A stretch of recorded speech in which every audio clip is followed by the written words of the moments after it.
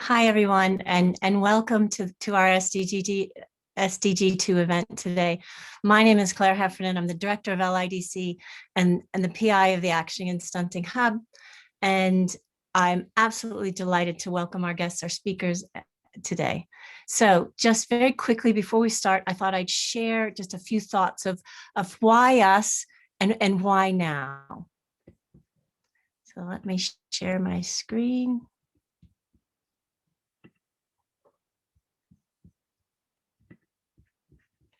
Having a little bit of problem, Francesca, sharing.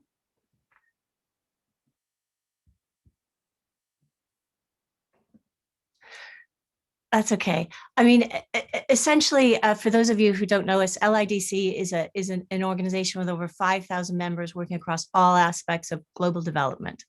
And one of our remits is really about solving these huge global challenges.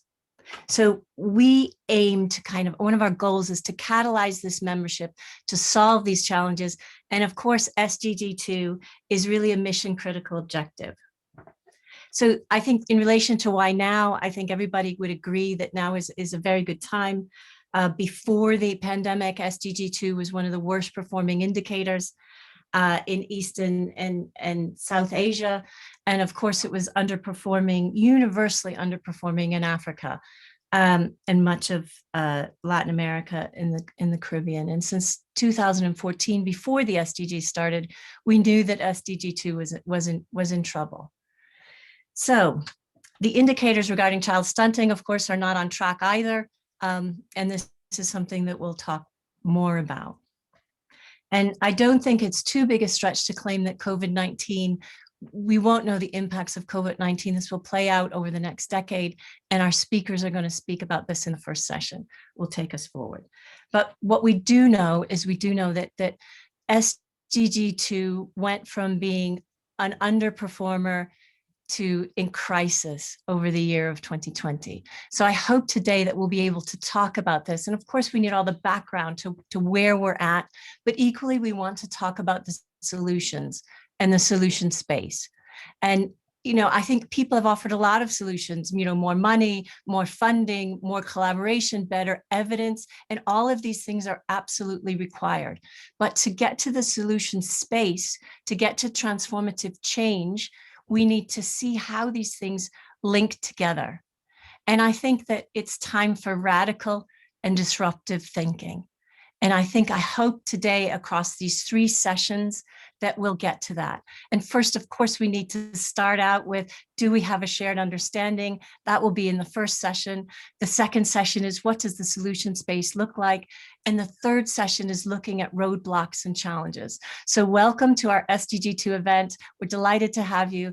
And I'm delighted to introduce our chair, Professor Bhavani Shankar.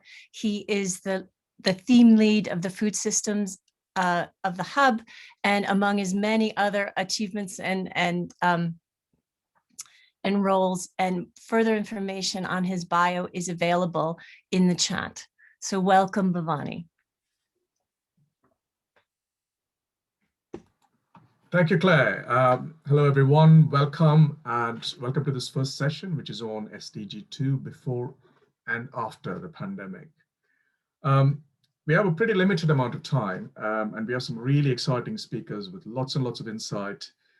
So I won't say very much. I'll just say that the plan is to have these 3 talks in succession, so one after the other, without breaking for questions, so that we can go to a set of questions cumulatively in the end. So we'll keep all questions for the end.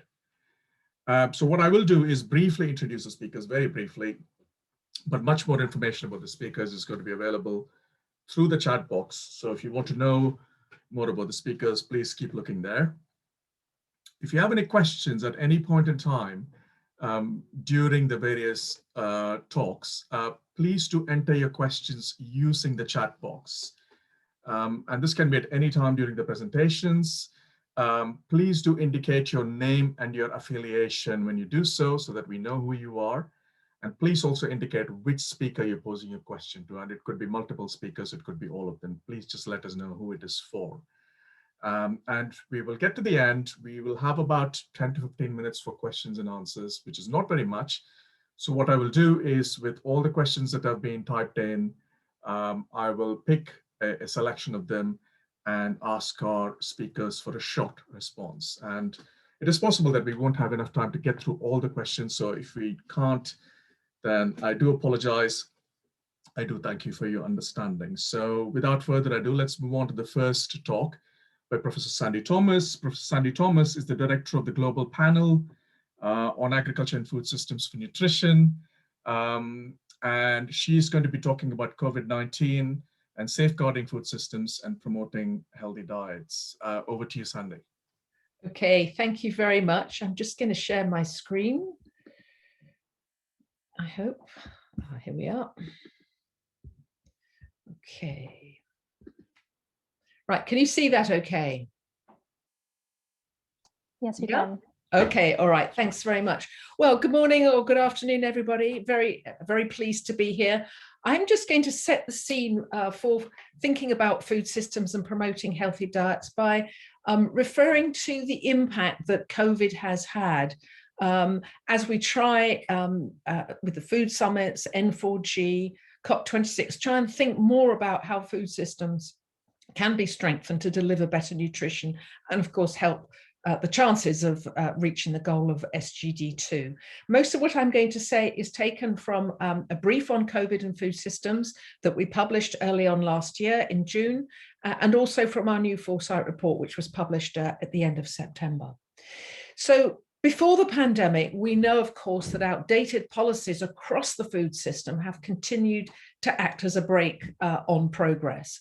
And we can see here in this UNICEF data how there's still really very considerable challenges around the prevalence of stunting in low and middle income countries, particularly in sub-Saharan Africa, South Asia, and also Southeast Asia.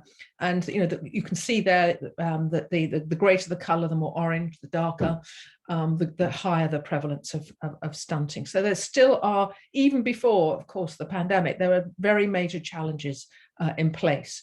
And although I'm not talking about it today, I just wanted to take the message from this slide at the top, which is that food systems are also damaging our planet as well as our health.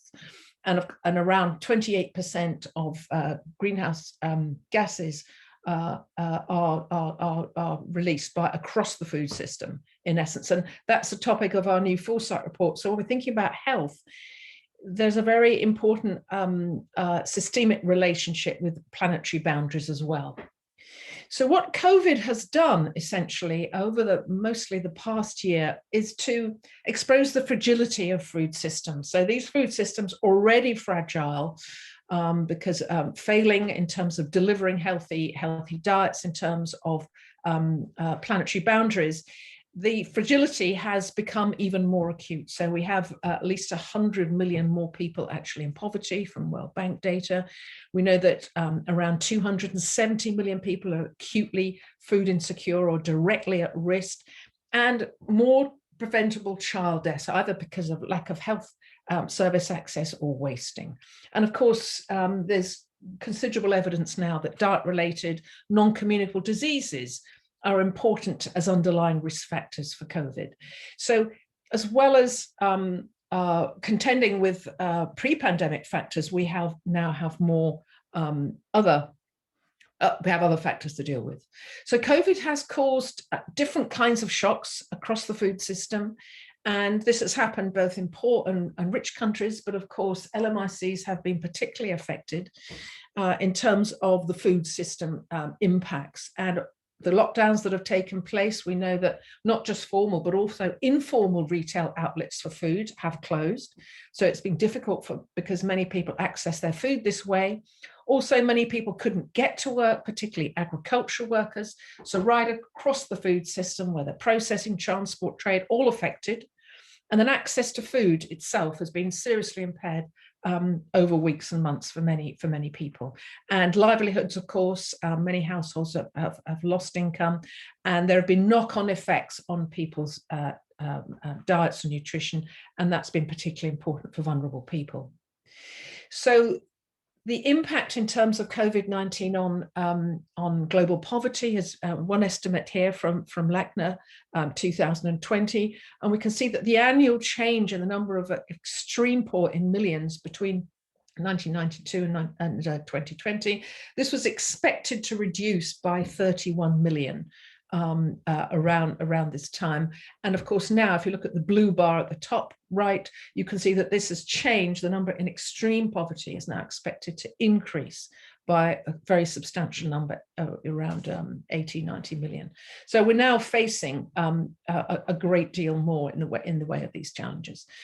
So one way in which we understand that COVID has impacted food systems in LMICs is by the direct effects on small and medium-sized companies, which are very important in providing all kinds of food, both in unprocessed, but also all kinds of processed or ready meals are provided by SMEs. And this is some data adapted from GAIN, which is in our foresight report.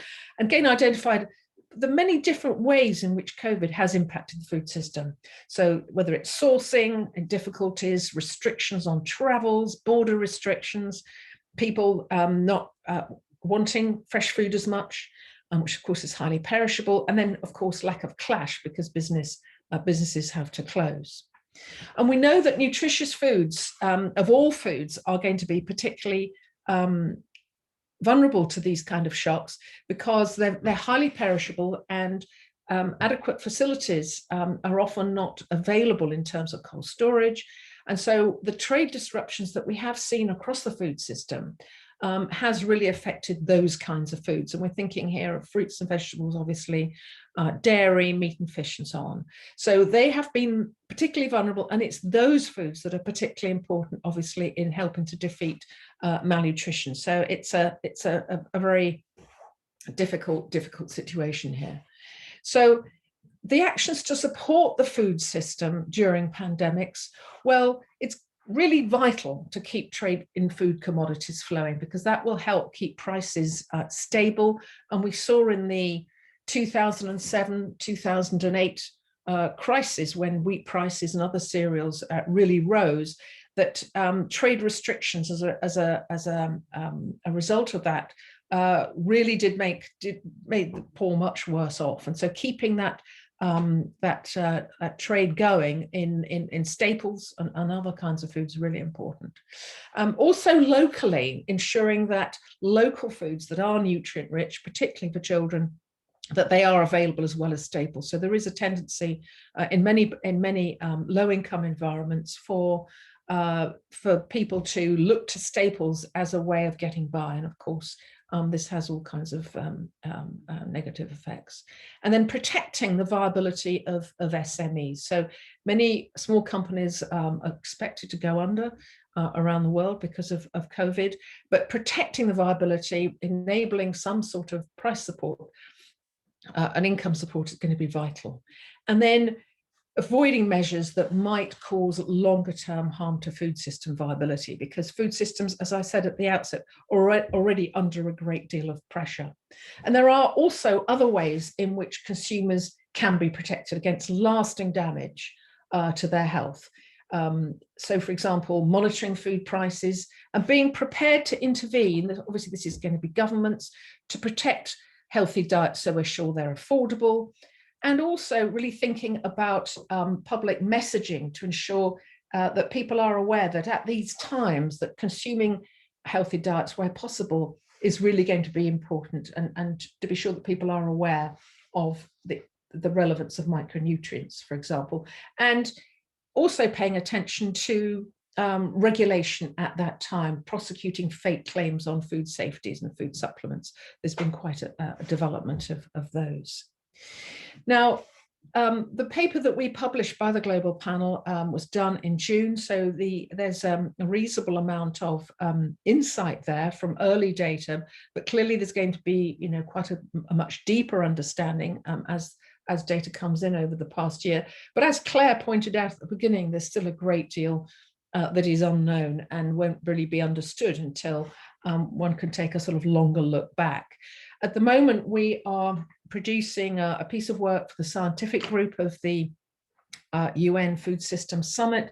And at the moment, we're thinking what are the kinds of actions that can help prepare for future pandemics? And these 3 questions here are the kinds of areas that we are putting effort into. So we're thinking with the food transformation agenda that's currently under so much discussion and activity around the upcoming summits, how can that help? How can that transformation specifically help the risk of pandemics? How can you build resilience to these kind of shocks? And how do you pay for that? And what measures should automatically be rolled out by governments to protect the poor during pandemics? So people have been, although there's been experience of other major infectious disease outbreaks, obviously, in many LMICs, on this scale has been really something else.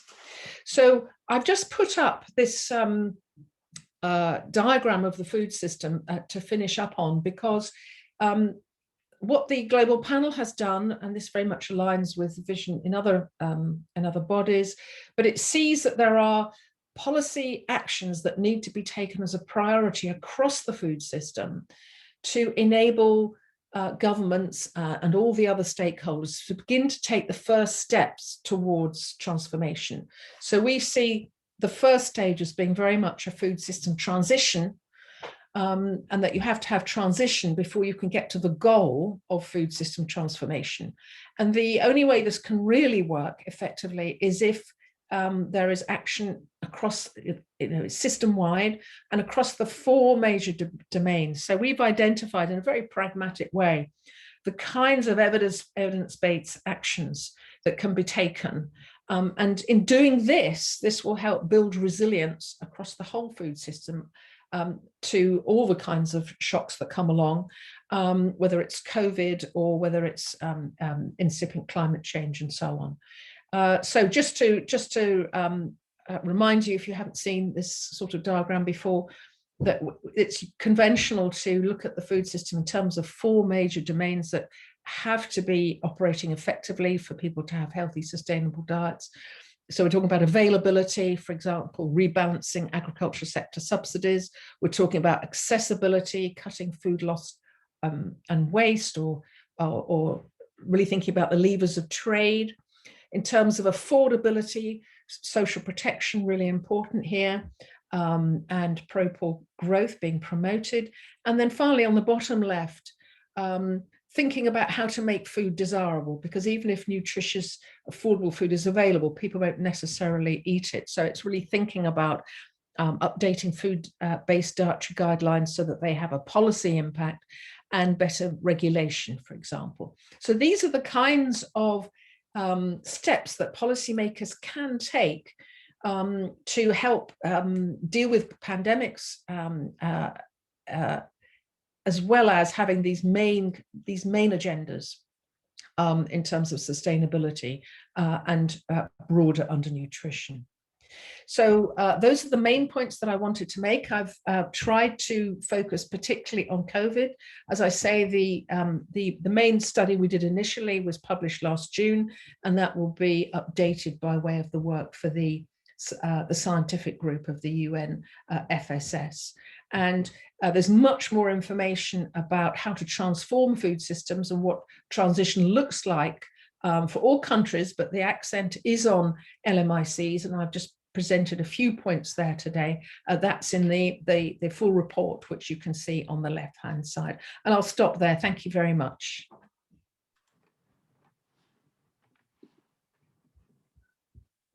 Brilliant. Thank you. Thank you, Sandy. And that's perfect timekeeping. That's actually less time than was allocated, so that hardly ever happens. So thank you. Fantastic.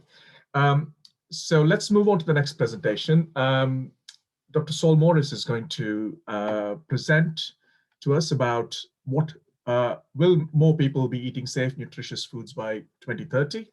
And Saul is the Director of Program Services with GAIN. Over to you, Saul. Thank you very much.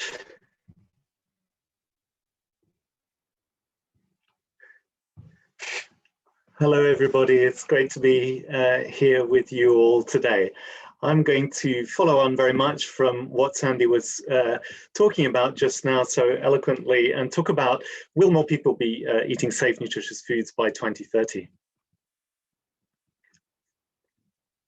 I think most of us would agree that achieving SDG2 is going to require a switch in consumption towards more nutritious foods. Strangely enough, this isn't really explicit in the way that the indicators are framed, but I think it is very much implicit that if all of these indicators are going to be reached, we will need to see a very significant change in the composition of most people's diets around the world.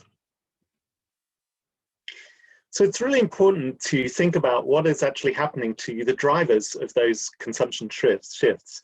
And I think there are three big sets of drivers that we can look at. One is the changes in incomes. The second is changes in prices that people are facing as they go to buy food. The third is people share information and customs around the world. So I'll cover all of these briefly and then look very quickly at some of the models that have tried to integrate all of those sets of information into one big holistic picture. So starting with income, the context of looking forward to 2030 is this really major drop that has happened in the prevalence of extreme poverty around the world since the beginning of the MDG period. And this has been seen across different regions of the world. If you look at the kind of marine blue line is the most extreme example, East Asia and Pacific, where poverty went from over 60% in 1990 right down to virtually nothing. But what is important to note in this graph is the top line, which is sub-Saharan Africa. And that is a region that is representing ever more of the world's population. And in that region, poverty started to fall later, and it's been falling much more slowly even before the COVID crisis.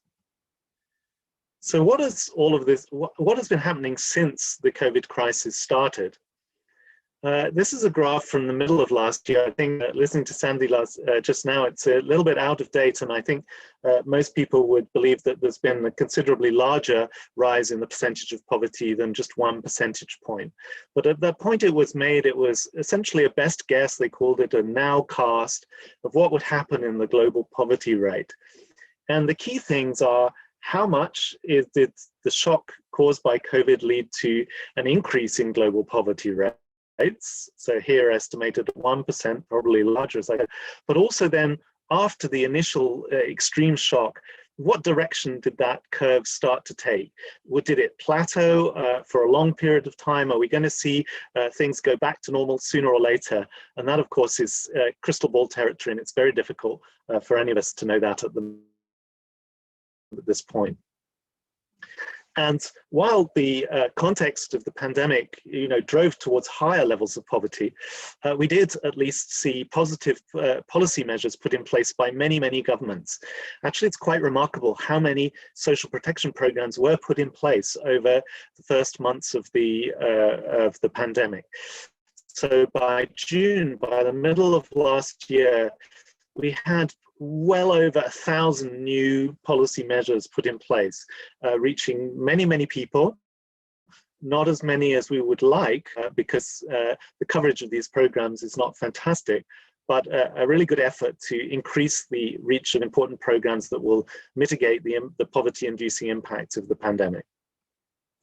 So what do we actually know about, from data that has already been released, about changes in incomes? Well, not that much. We're still waiting to see many more of these, but here are two examples that I think are quite enlightening. The one on the right is perhaps the scariest one. It comes from Nigeria, and it compares survey data from 2018-19, well before the pandemic, to 2020, in the middle of the pandemic. And what you see from this survey data is huge increases in the prevalence of different characteristics of households of suffering different challenges. So, for example, the proportion of households having to skip a meal jumped by 50 percentage points. Those who were running out of food, 30 percentage points. Those who went a whole day, nearly 20 percentage points. So really, really big impacts of seen in household welfare at that time. And also interacting with the severity of lockdowns that different states imposed. So states that imposed more severe lockdowns were seeing much bigger jump in these indicators.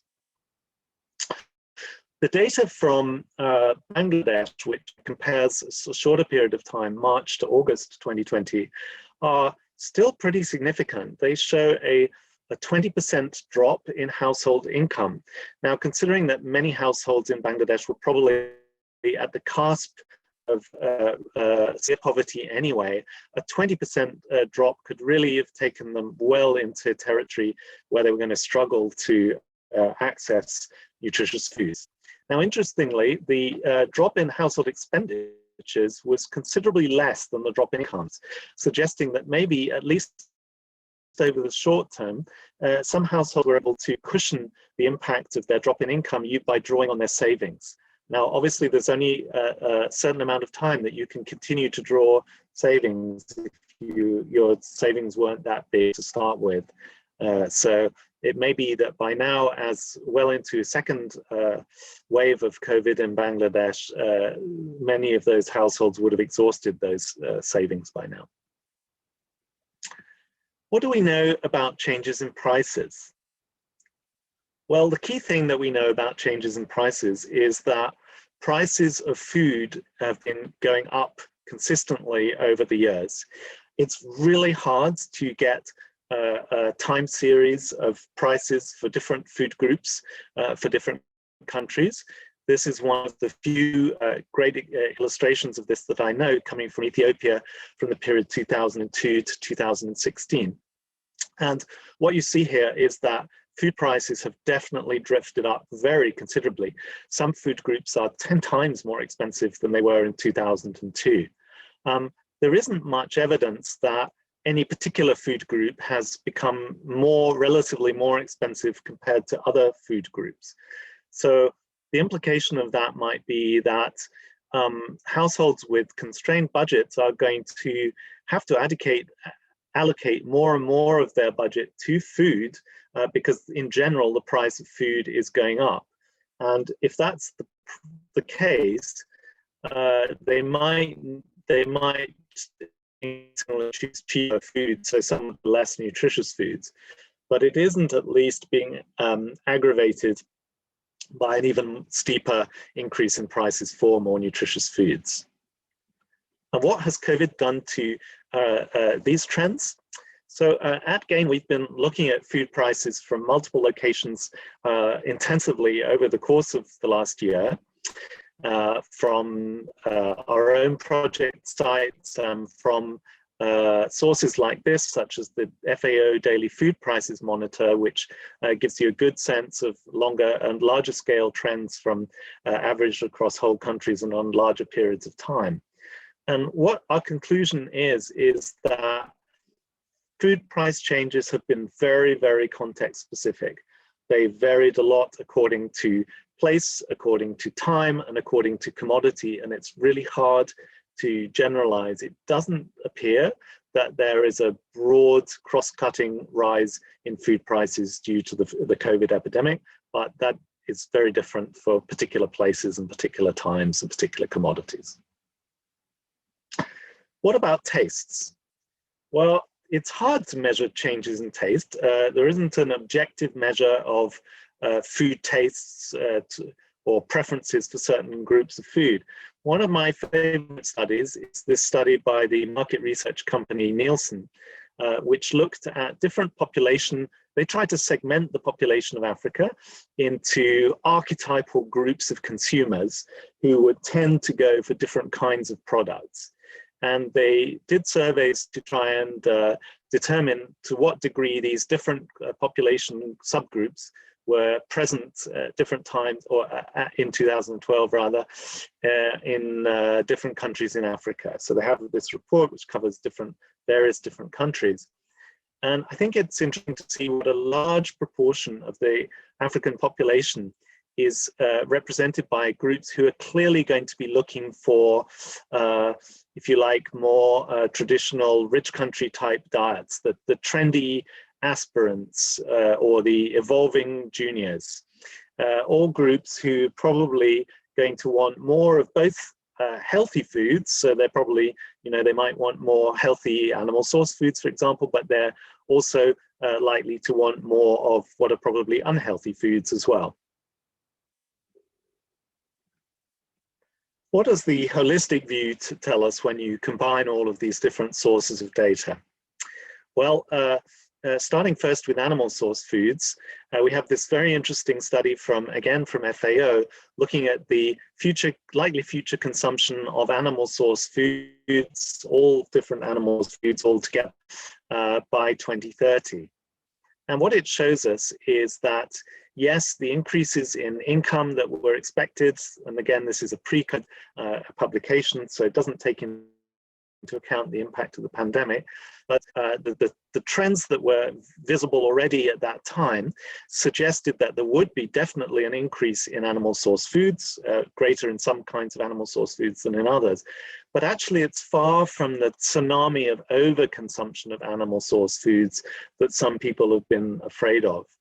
It's, for many kinds of foods, it's more like a 25 to 50% increase on what in Africa and South Asia and Southeast Asia were really very low baseline rates. So for most of the populations in Africa and Southeast Asia and South Asia, they're probably actually still going to be at a level of animal source food consumption in 2030 that for many needs might be below optimal rather than seriously over optimal as we see in other settings. And for vegetable consumptions, this horrendous analysis that we did again with a collaborator, Charles Nicholson, of the determinants of vegetable consumption in Kenya. And what this analysis has made very, very clear to us is that it's incredibly difficult to drive up consumption of vegetables. There are many, many feedback loops which will lead people to stay in a very undesirable low-level equilibrium of consumption of vegetables. And so it's barring huge efforts, it's quite unlikely that the populations will be reaching high levels of vegetable consumption by 2030 or higher, significantly higher than where they are now, which is way, way, way below what will be optimal for health and probably for environment as well. So to draw all of this together and to conclude, in spite of the long-term reductions in poverty that have been going on at least since 1990 and probably well before, at the time just before the pandemic in 2019, we were clearly not on track to ensure widespread access to nutritious food by 2030. And then along came an enormous shock, the COVID-19 pandemic, which most certainly has not made things any easier. And we don't yet know how long this hit to household consumption in low and middle income countries will be sustained. At the very least, it's going to probably dramatically increase vulnerability as people use up many of the mechanisms that they had available to them to cushion the impact of shocks from 2019. But what we can say with a great deal of certainty, that's going to take a massive shock in the opposite direction, a positive shock, to get the world's poor consuming nutritious foods regularly by 2030. We can't continue anything like along the trajectory that we were on, even in before the pandemic struck. So we're talking about a shock maybe 10 times larger than the COVID pandemic in the opposite direction needed in order to get the world's poor consuming nutritious foods by 2030. And for us, again, what that means is changes in mindset, standards, prices, institutions, business models, cooperation, data collection, laws, and accountability. All of those things need to change in a big way. Thank you. Thank you, Saul. Fascinating, absolutely fascinating. And also perfectly on time. So we're doing rather well. So let's keep that momentum up. So let's quickly move on to our next speaker. But actually, before we do so, let me just make a note that please do type in your questions through the Q&A box. Apologies if I said the chat box earlier, but I've also picked up the questions from the chat box, but there's a separate Q&A box where you can address your questions. So please keep them coming. So let's move to the next presentation, which is going to be from Timothy Robertson. Timothy is a researcher from Johns Hopkins Bloomberg School of Public Health, and Tim's going to be talking about estimating the short and long-term impact of the COVID-19 pandemic on stunting, wasting, and child health. Over to you, Tim. Okay, hi everyone. I assume you can see and hear me okay? Great. So hi again, it's a pleasure to be here. My name's Tim. I work at Johns Hopkins University with a group that typically has done estimation around child and maternal mortality. But in the past 12 months, we've been doing some work around COVID-19 and the potential impact of the indirect effects of the pandemic on child mortality and also on nutrition outcomes as well. This is a slightly different perspective, I think, than Sandy and Saul. This is very much coming from a health systems perspective. So hopefully a good complement to the food systems or the kind of the other perspectives that perhaps people here are more used to. I thought I'd start by giving a quick overview of how we think about the potential indirect effects of the pandemic on child health, and then look at, talk about some estimates of the impact of service disruptions, health service disruptions on child health, and then move to talking specifically about wasting and then stunting. So we've done some work in 2020 and continuing to do some work thinking about how the pandemic may have disrupted health systems and how that then impacts coverage of health interventions and the prevalence of wasting and stunting. And what I want to show here, this is a little bit complicated, and I think there are many models out there and potentially ones that are more sophisticated than this, but this is the one we have used. And what you're seeing here is, I would say, is that there are two broad pathways by which we think that the pandemic will increase maternal and child mortality and affect nutrition outcomes. And the first of the pathway is this kind of service disruptions pathway. So thinking about how the pandemic will affect the availability of health workers, supplies in the health system, the demand for health services, access to health services, and how that'll affect provision of services and utilization. And that'll reduce the coverage of health interventions. So reduce the proportion of people who need a health service who actually get that health service. And that will then affect maternal and child mortality, but it will also increase prevalence of wasting and stunting because there are some interventions delivered by the health system which impact on nutrition outcomes.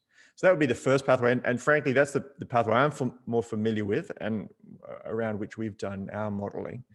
But we're also cognizant of this second pathway, which is that various broader socioeconomic factors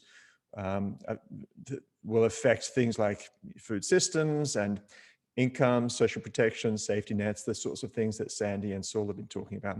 And that will then increase prevalence of stunting and wasting and then have an impact on child and maternal mortality. So I thought I'd take each of these pathways separately in the time I have. So the first would be to think about that first pathway, the impact of service disruptions on child health. And to model this, we use something called the LiveSave tool, which is a mathematical model that estimates changes in health outcomes, typically child and maternal mortality, but also nutrition outcomes. It estimates these by looking at the change in the coverage of health interventions.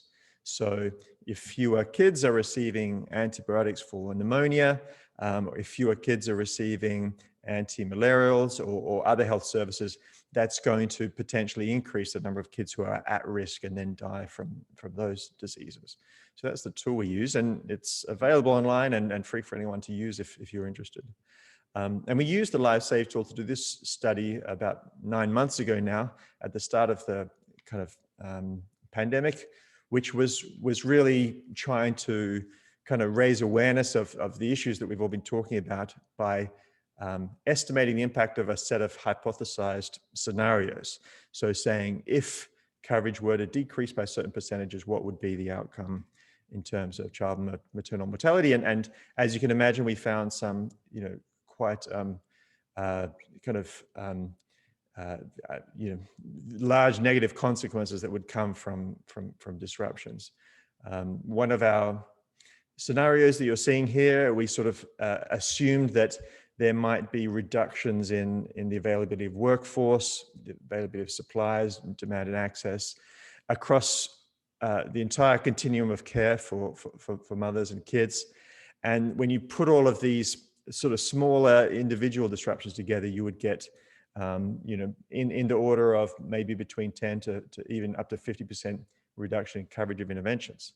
And that if you consider these scenarios, you could see a large increase in the gross number of child deaths that we see every month around the world. And in our scenarios here, our largest scenario, we saw up to a 44% increase in the total number of child deaths. But in a more moderate scenario where disruptions are on the order of about 20%, then you'd see potentially just a 20% increase in child deaths. And what I want to move to now is, or later, is saying, okay, well, these were the hypothesized scenarios. What have we actually seen in reality? And I think we do have some data now that is starting to emerge, and we can take from routine health systems and other sources to say, okay, are we seeing disruptions more on the larger side of up to potentially 40 to 50% reduction, or are we seeing reductions that are smaller? And I think if I can move here, I think we see many countries where we have data that kind of is looking a little bit like this. So this is a real world example, but I'm hesitant to share more specifics on the country because it's sort of, we're working directly with the country. This is one country, and you can see we've got indicators here for various interventions across the bottom. And what you're seeing here is how the observed number of treatments or cases compares with what we would expect in a given month. And this is an average over a set of months in 2020. And you can see that in this country, we have seen certain reductions in service delivery, and some that are statistically significant, so to speak, but they are more on the order of a 10% to 20% reduction in service delivery. There are some countries, this is a different country, where you see more marked decreases and reductions. This is showing reductions over time for antenatal care, health facility delivery, outpatient services. And you can see that we are estimating more like a kind of 40% to 50% reduction here in this case, even greater than 50% in some months of 2020.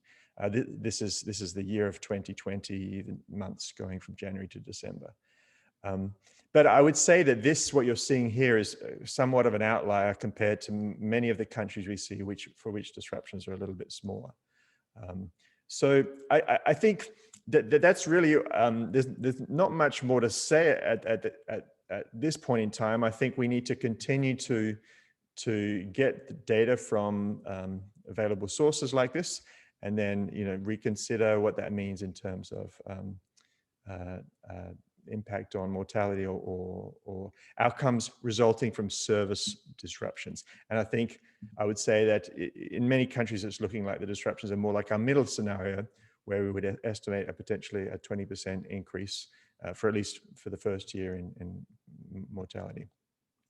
But I think what's more interesting for us now is thinking about the broader economic or the impact of broader economic disruptions on wasting and on stunting. And for us, we have a sort of a limited scope to model this using LIST or thinking about health services. So for us in our model, wasting, we can really only impact through interventions such as treatment for severe and moderate acute malnutrition, or through promotion of complementary feeding. Really, the impact on wasting is going to come through these broader economic pathways.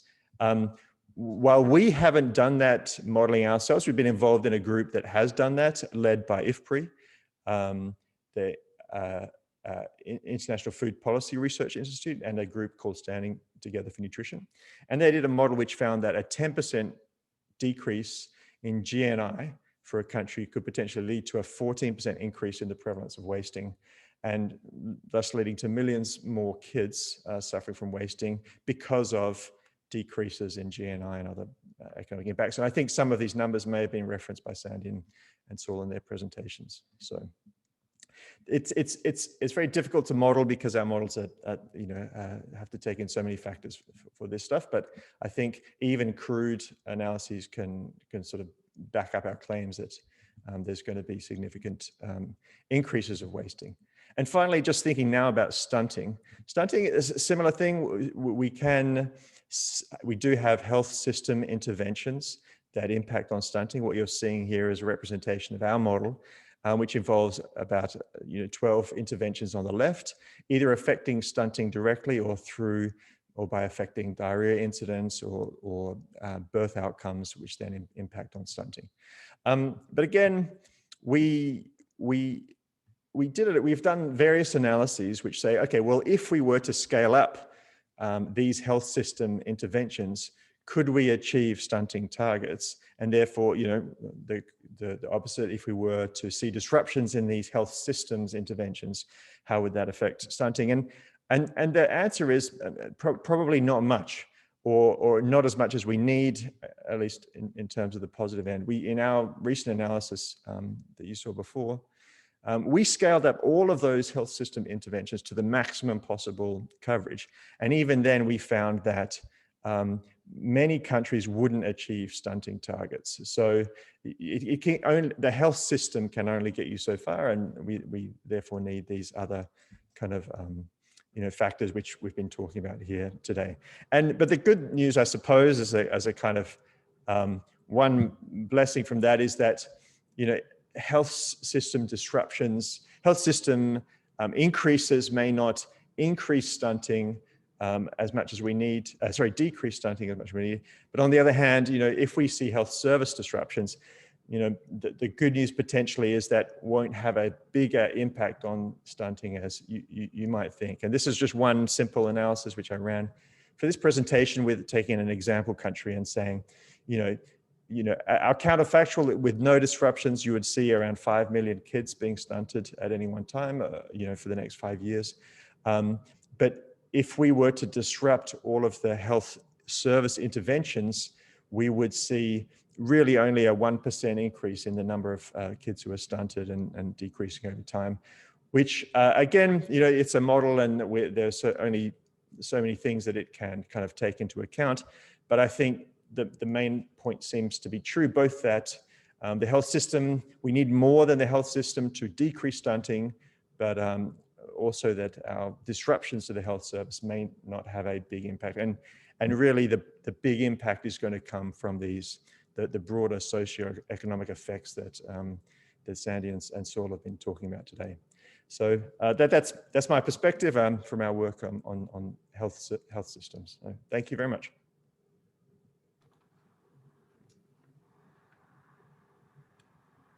Fantastic, thank you. Again, very good timekeeping. So well done, everyone. Which is great because of all these speakers being economical with their use of time, we've got a little bit of extra time. So let's jump straight into the questions. Lots of questions have been coming through on the Q&A. We'll get through a selection of those, but probably not all. I hope you understand. I'll read out some questions, and if the speakers can respond as quickly as they can, that would be appreciated so that we can get in as many questions as possible. So we'll start with a question from Hart Janssen, and this is for both Sandy and Saul, so both of you can chime in. And Hart is from Malnutrition Matters, and Hart points out that Malnutrition Matters has a sustainable solution involving women entrepreneurs making soy-based foods from local soybeans, which is sustainable, nutritious, and affordable. And their question is around scaling up, which I think both Sandy and Saul have probably been thinking quite a lot about. How can solutions like that, local solutions for sustainable, nutritious foods, which tick many of the boxes that we need to tick, be scaled up? So it's a scaling up question. So Sandy, Saul, please just come in as you please. Okay, well, I'll just say a few points, but I think this is really something that GAIN has thought about a lot, so I won't say too much. But this is an opportunity really for governments, that the SMEs are being very entrepreneurial in some settings in the food area, and so there's a real need for supportive policies in terms of whether it's tax credits or R&D breaks, or really brokering partnerships. And one has seen a little bit of this, but I think I'm going to hand over to Steve, because I think you've probably got some, not Steve, I'm sorry, hand over to GAIN, because Saul, you've got some probably some specific examples where you can tell us how that's been done, perhaps very briefly, because I know GAIN has done a lot here. But certainly governments supporting SMEs, they need to have much more active policies. I think our big lesson, and we've been reflecting on this a lot over the last couple of months, actually, as one of our big strategy periods is coming to a close, is that it's when you look at important innovations to transform food systems, such as the introduction of any or promotion of any set of nutritious foods, you really need to try and get a set of interventions pursued together as a group. So interventions that tackle whether people actually want to consume these foods, together with a set of interventions that look at the supply, which is both through right through from producers to the SMEs that Sandy was just mentioning so correctly, to who are involved in distribution and retail, and then through to the places that sell foods to people, such as open food markets, and then on the policy side also. And I think one of the things that we feel as an NGO is that we've managed over the past to do bits and pieces of interventions, such as supporting particular companies that we don't actually do have a soy company that we've supported, but one closest to the top of my mind would be one that has put in place what they call ATMs for distributing milk. So a machine that you go to with your cup and you put in a coin, and it gives you a cup full of milk. But doing this in isolation rather than a coordinated set of interventions which tackle all of these constraints across the board has fairly limited impact. What we should all be aiming for in this year of the United Nations Food Systems Summit is getting everybody to work together on some of these big challenges.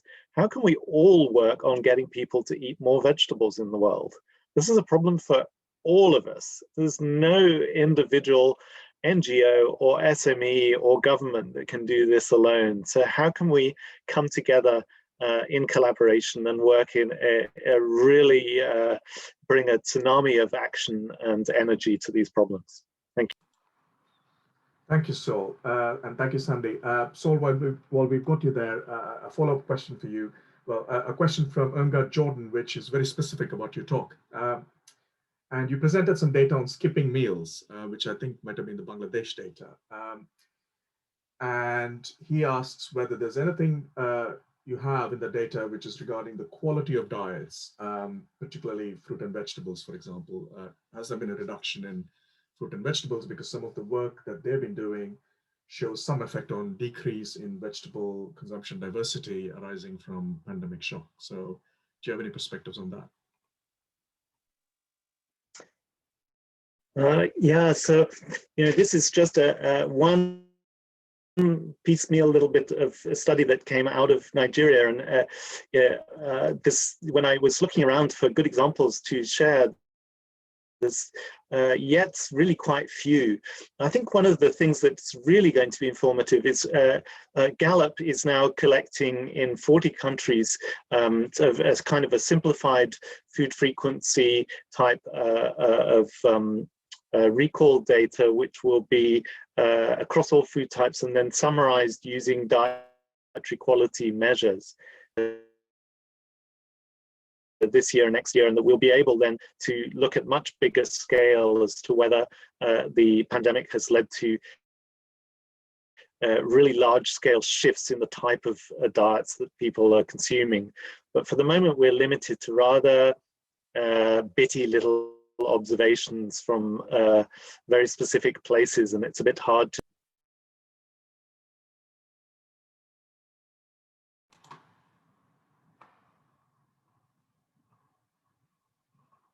Sorry, Saul, we just seem to have lost you right at the end there, but I think we pretty much got the gist of what you were saying. So we'll move on to the next question, and let's field one for, let's give one to Tim. Tim, Claire Bork asks, to what extent should identification of outlier countries, based on the work that you've done, these are outlier countries with big disruptions, be used to tailor interventions? So can we use your analysis to actually look at specific countries that are outliers and tailor interventions on that basis? Tim.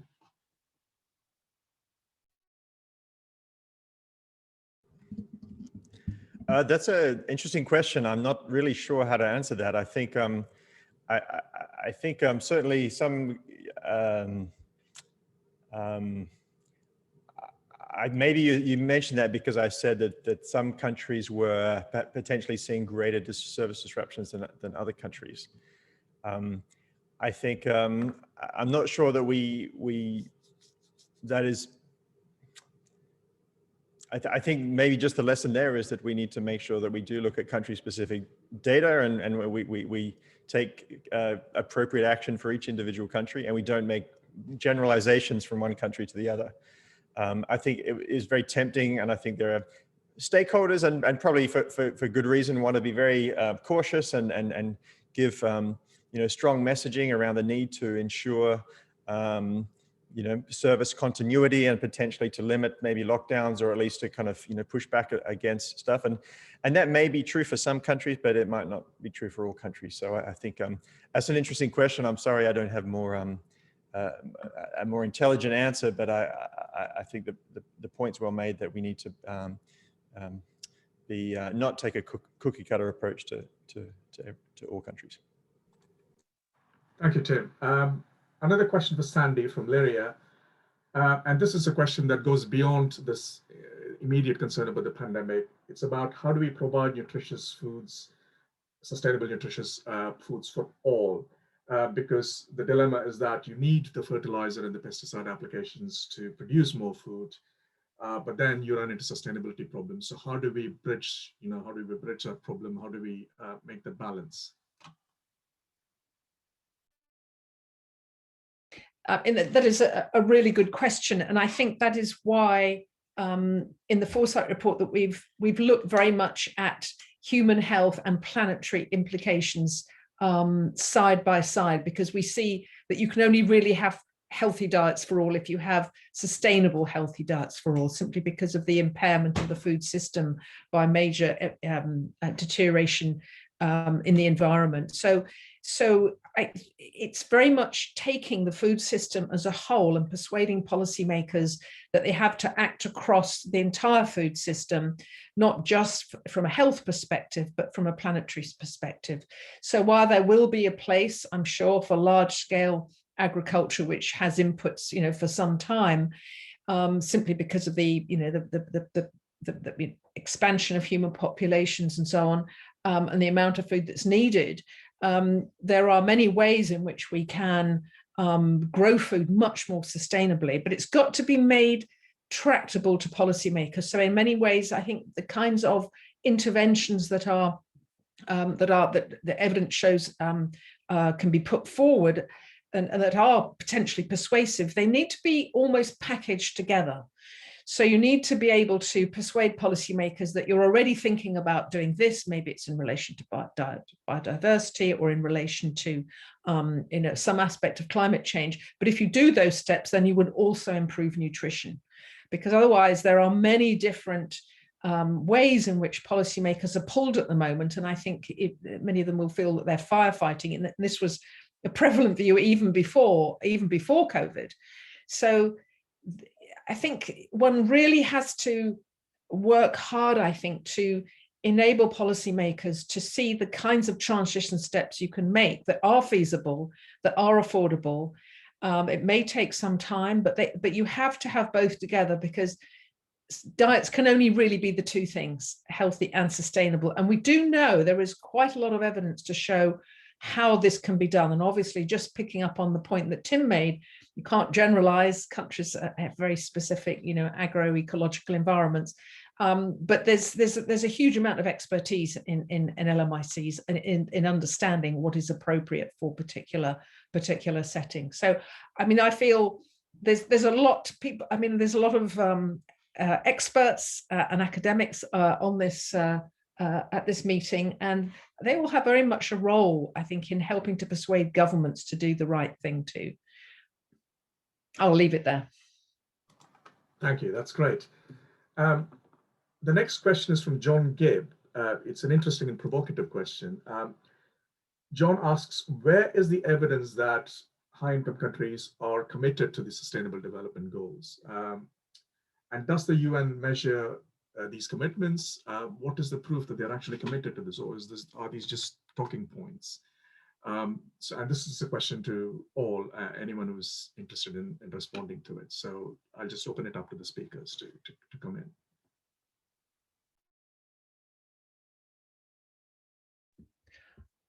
I'll just make one comment, if I may, Bhavani. I mean, there was. I haven't looked at this very lately in terms of the progress that's being made, but it was quite clear last year that that nearly all countries are falling behind on SDG indicators, and there was this was highly publicized in various speeches coming out of the UN. I should think about, might have even been a year and a half ago, actually, pre-COVID, which seems like another era.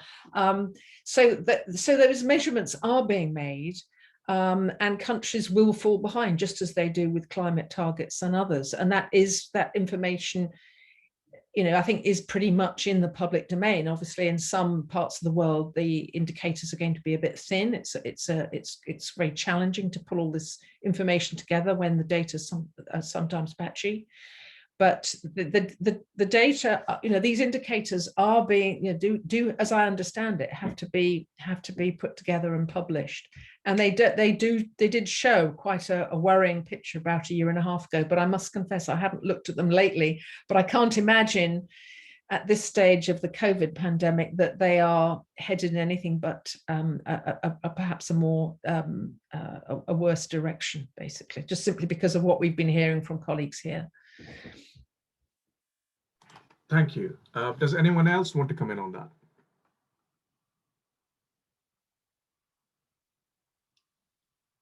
I know it's a tough one. We can skip on to the next one. Tellery Jardine is asking this question of all the speakers, but perhaps it's most relevant to Tim's talk.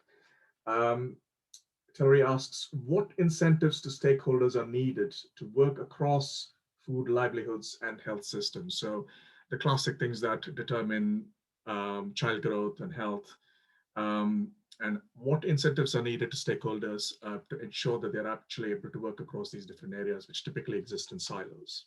Tim. Yeah, I'm not. I really couldn't say what the. Well, I don't consider myself an expert on these kind of interagency kind of cooperation and these kind of mechanisms, but I'd say that you're right that we do need that, and I think we have done work with various groups to show the need for a multi-sectoral approach to nutrition, and I think there are often many ministries, government departments are involved, obviously, yeah, getting people at the table. And I think there are some initiatives, in some countries I work with, kind of the Sun network has tried to do this, and other kind of bringing different groups together. But certainly from the health systems side, I think there's an awareness now that that health systems has a role to play, particularly around kind of the kind of treatment aspect of or therapeutic foods and micronutrients, but a recognition that it's not sufficient, and that certainly from the health system side, we need to engage with other sectors. So yeah, it's very much needed. Thank you. Thank you. Well, this is absolutely the last question, and it's sort of a fairly broad picture question. But if you could, each of the speakers could give their quick reaction. This is a question from Teresa Noonan, who we know well. Hi, Teresa. How do we support a long-term, resilient, and joined-up food system approach? Do we have any practical solutions? Can you offer us any suggestions? So I know this is really difficult to answer very quickly, but please do your best. Well, shall I dive in first, if I may? I mean, it's a really good question. It's an enormous question. I think there are bodies like ourselves and many others who have highlighted what these solutions are. They're often going to entail, incremental steps, but there are going to be many of them that will be different in different places. As a sampler, if you look in the Foresight report that I've shared in the chat, you'll be able to see that there's a whole pile there of solutions. And of course, and these are very much differentiated in terms of who needs to do what, because it's not everyone is going to have the same sort of list. And there are going to have to be trade-offs. And I think this is one of the most challenging aspects of trying to implement policy for food systems. But I think we're also hearing more about the game-changing approach through the UNFSS. What are these game-changing kinds of approaches, whether we're talking about new technologies or new policies that can deliver change quite quickly? So I think there's quite a lot of understanding, and I think the real art of this is to make this happen within the window that we have, is to be able to distill it down to, on a country or regional level, but particularly country or even within country. What are the kinds of solutions that can be adapted to fit into a particular, economic, social, scientific context? So we do know a lot, but I think the real work actually begins after the summits, as governments look at these options from various sources and decide what are the kinds of trade-offs that they can live with and their electorates will live with. Thank you. That's great. Sol, Tim, do you want to come in on that very quickly? No, I think what Sandy said, she put it very well, and I support what she said. Brilliant. So thank you. Wonderful set of speakers, perfect timekeeping, great questions, great answers.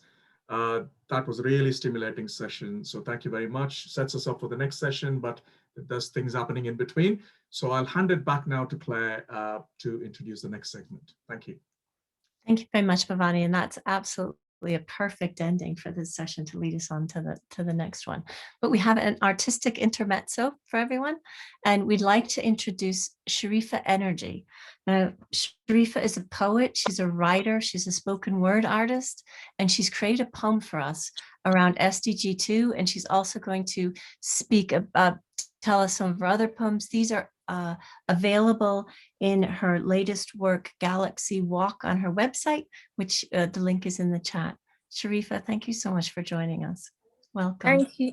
Thank you so much for having me. I hope you all enjoy poetry, or just enjoy and appreciate the words that were put together. So yeah, the poem that I wrote specifically for this event is, I will start with this poem. Great. A mother rocks her child. He sobs into her arms. Hunger pangs, stomach pains, cupboards empty. No goats stood outside for milk, waiting till the morning till the baker arrives. 2 bread rolls with mayonnaise for breakfast. We'd have to do for lunch too. Feeling alone, hope fading. No one hears their cries. Lost her eldest to stunting. Couldn't bear to lose her son. How long will this continue? one roll of bread to last a day or two. Before COVID-19, the Sustainable Development Goal declared end child hunger for sub-Saharan and South Asian children by 2030. COVID rippled an earthquake affecting millions of children's health, education and family income, malnutrition, stunting, overweight and unhealthy, micronutrient deficiencies, 47 million children under 5 too thin, 7 million more children impacted globally, 10,000 children died per month since. Rest in peace. Poor nutrition stunting children, cognitive, physical and metabolic impairment, the end result disease, stunted throughout adulthood, stunting their intellectual ability and economic productivity, stunted children often with an immature gut microbiome, impacted by their home, food and educational environment, children's height stunted, mortalities affected long-term, children with less weight, mortality immediate, deficiencies not found early, maternal and child deaths increased, 23% additional child wasting deaths, low access to nutritious food, movement restrictions for essential trade, healthcare as essential as routine care, therapeutic accessible foods essential, support local food and agricultural systems to decrease numbers. The first 1,000 days of a child's life is extremely important.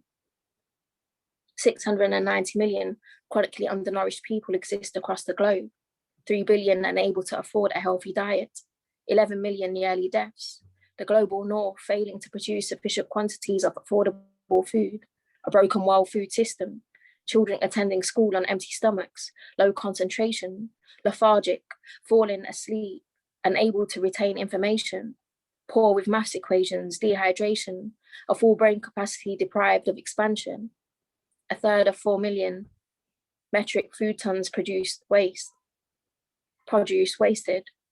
$750 billion annually could have been spent on veg and vitamins.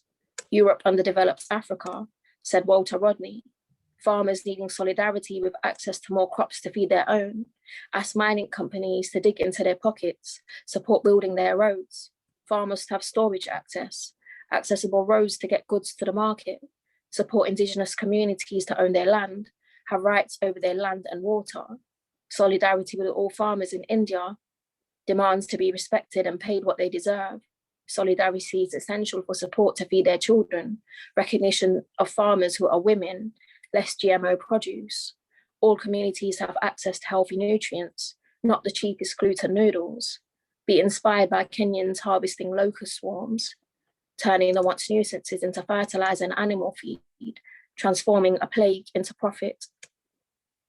70% protein, $2.4 billion needed to care for these precious children, give them a chance at life, treat children who are wasted, supply vitamin A for toddlers, encourage minerals in breastfeeding, provide resources for a mother to raise a healthy child, open services to detect child wasting to intervene early, provide nutritious school meals, safeguard children's access to nutritious diets, make demands from the UN and governments, achieve the zero hunger goal with speed.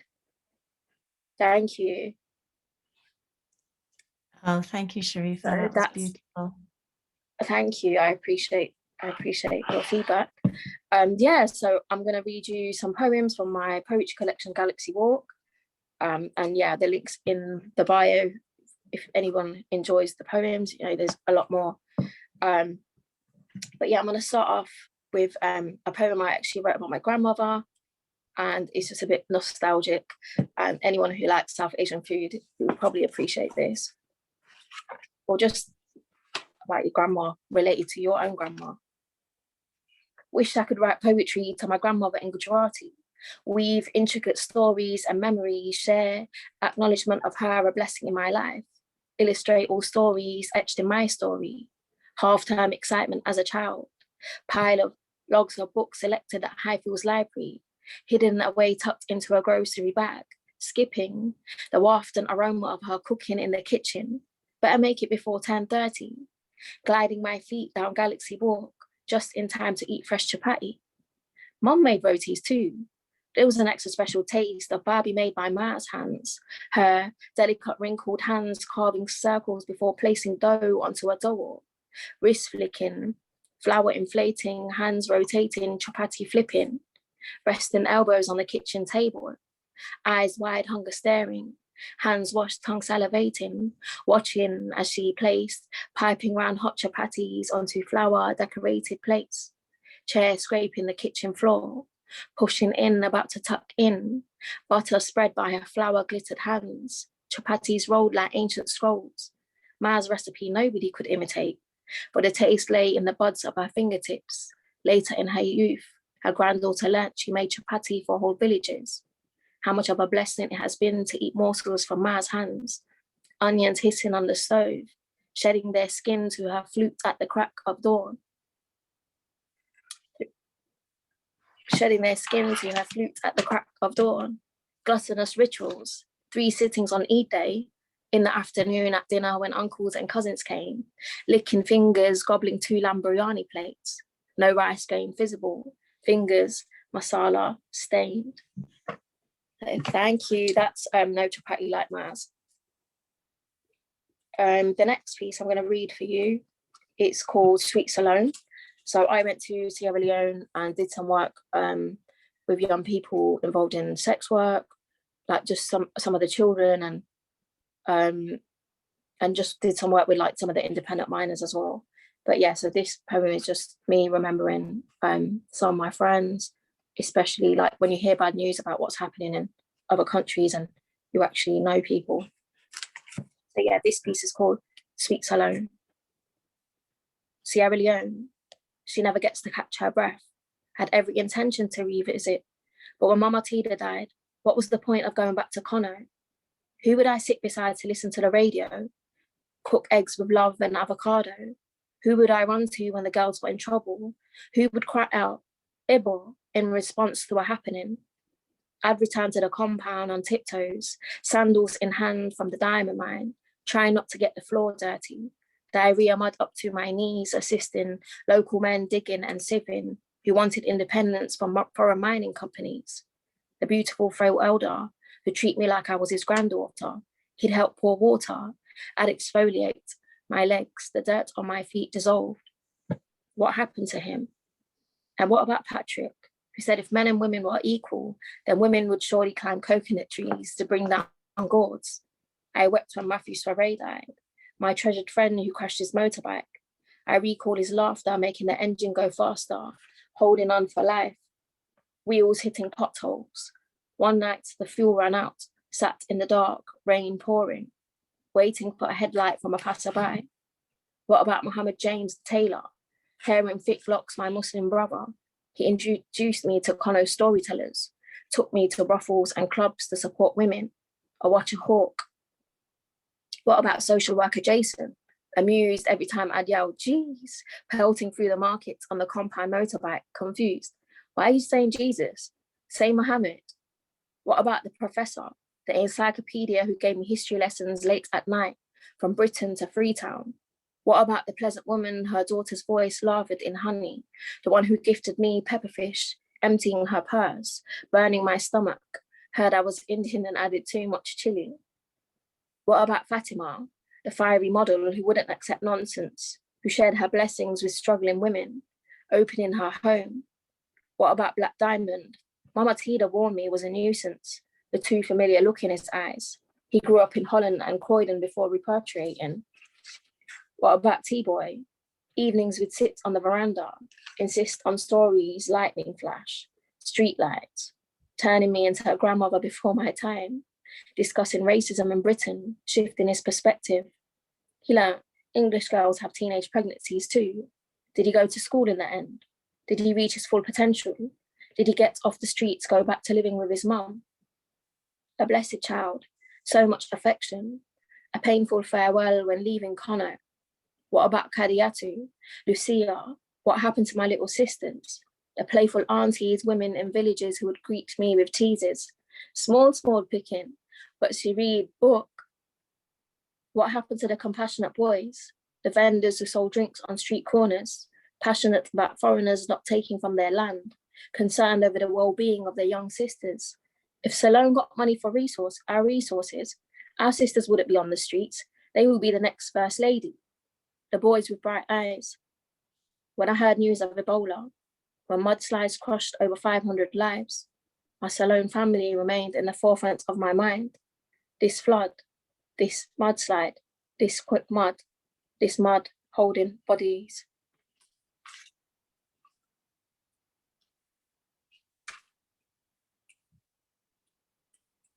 And the poem I'm going to share with you next is called Heaven's Kitchen. I know some people might be hungry right now, so I hope I don't do too much damage with the good food I'm about to mention.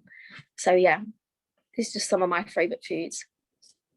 Papaya, paprika, pomegranate, bell peppers, lemon, chili, spinach, chickpeas covered in coconut cream, flax seeds, coriander garnish, roasted aubergine and courgette, bejeweled in fresh thyme, sweet potatoes straight out the oven, garlic fried mushrooms, caramelized onions, balsamic vinegar drizzled, sliced ladyfingers, cooked just right okra, experiments with jackfruit, something sweet, something sour, lemon squeezed on top of couscous. Aki substitutes eggs for breakfast, majul dates, blueberries, cacao nibs, flax seeds, guava instead of apples, meat cleaver sliced pineapple, cinnamon confetti, freshly picked mint tea, Berber whiskey, ginger and turmeric root simmering, overripe mangoes.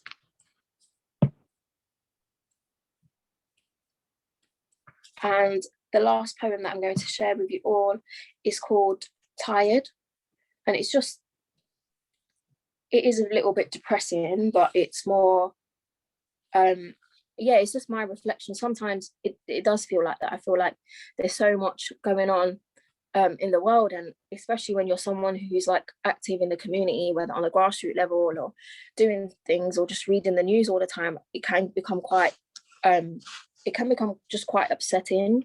So yeah, this poem, I wrote it one day when I was just really tired of everything. Tired with this world, the trauma of this, tired of Gaza being bombed, friends restless to hear from family to see if they are still alive, tired of hearing the most morbid stories of survivors of genocide, tired of attending protests and only being able to raise a flag, shaking with tears outside embassies, the grieving of thousands of lives being more than overwhelming, tired of seeing children lose their parents to the bullets of police in the UK and the US, tired of seeing sisters who want to hug their brothers again, mothers whose daughters will never give them grandchildren, fathers and sons who never got to express their love to each other, women who sleep beside cold pillows, their lovers who will never return, tired of parents burying their just like to walk and talk children, tired of seeing fellow communities mourning, tired of the inferiority complex of Western liberal democracies, bombing and obliterating histories and libraries, pointing fingers as though ISIS are the only barbarians who have chopped off people's heads, tired of having to mobilize. The spiritual war with ugly spirits running the globe isn't over yet, tired of silent heartbeats making elites a bag of money, tired of the number of people traumatized in prison multiplying, returning home with scars after decades in Guantanamo Bay, tired of refugees' makeshift homes being labeled as jungles, voices in detention centers strangled and silenced, tired of the pretense of racism being a new reality for migrants, tired of Muslim graves being desecrated by BNP, UKIP, swastikas drawn on with poison, tired of Muslim children taught in schools, Muslims kill, and African children taught their only history is slavery. How empowering. Tired of explaining resistance and demands for dignity of the wretched of the earth. Assuming charity is enough, hesitant to support self-determination and liberation. Tired of witnessing glee in the eyes of settlers who celebrate with fireworks when an indigenous family in the land they have occupied has been singed to death by one of them. Tired of feeling paralyzed at times when news reaches and senses are heightened, walking like we're all in funeral homes. Tired of knowing truths I'm not able to comprehend. Tired of seeing people hurting around me. Tired of knowing I'm far from the only one that's hurting. Tired of white supremacy and colonialism that never ended.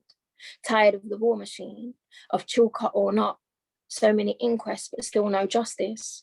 tired of seeing pain in the faces of families haunted by the brutal loss of their loved ones, tired of smiles being snatched from faces, hearing news of another one, tired of feeling desensitized at times, knowing I shouldn't always tune in for my own peace of mind, feeling there's infinite suffering, tired of privilege pretending and going back to business, tired of no context commentaries when occupied restless people choose to resist, tired of the actions of the oppressed under scrutiny, coming from mouths not affected by racist police and no experience of living on the military, tired of peace and love slogans before justice and equality, tired of imagining what this world will be like for my children and their children's children, tired of wondering whether we've done enough, tired of only being able to write words.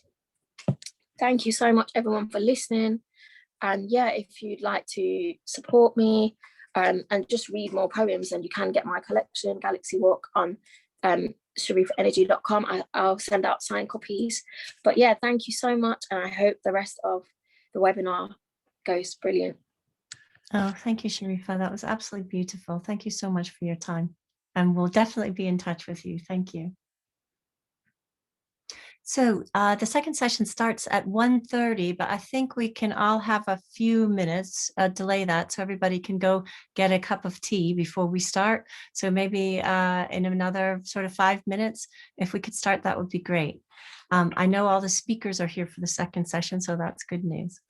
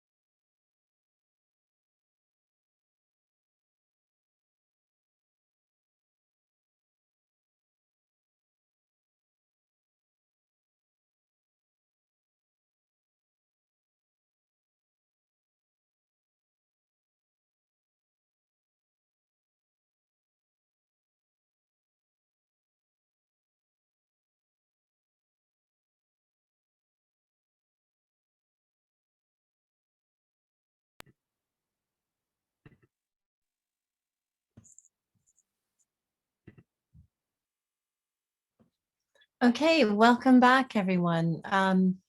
In this second session, we're going to switch gears a little bit, and our presenters are going to start telling us more about what the solutions look like in the solutions space.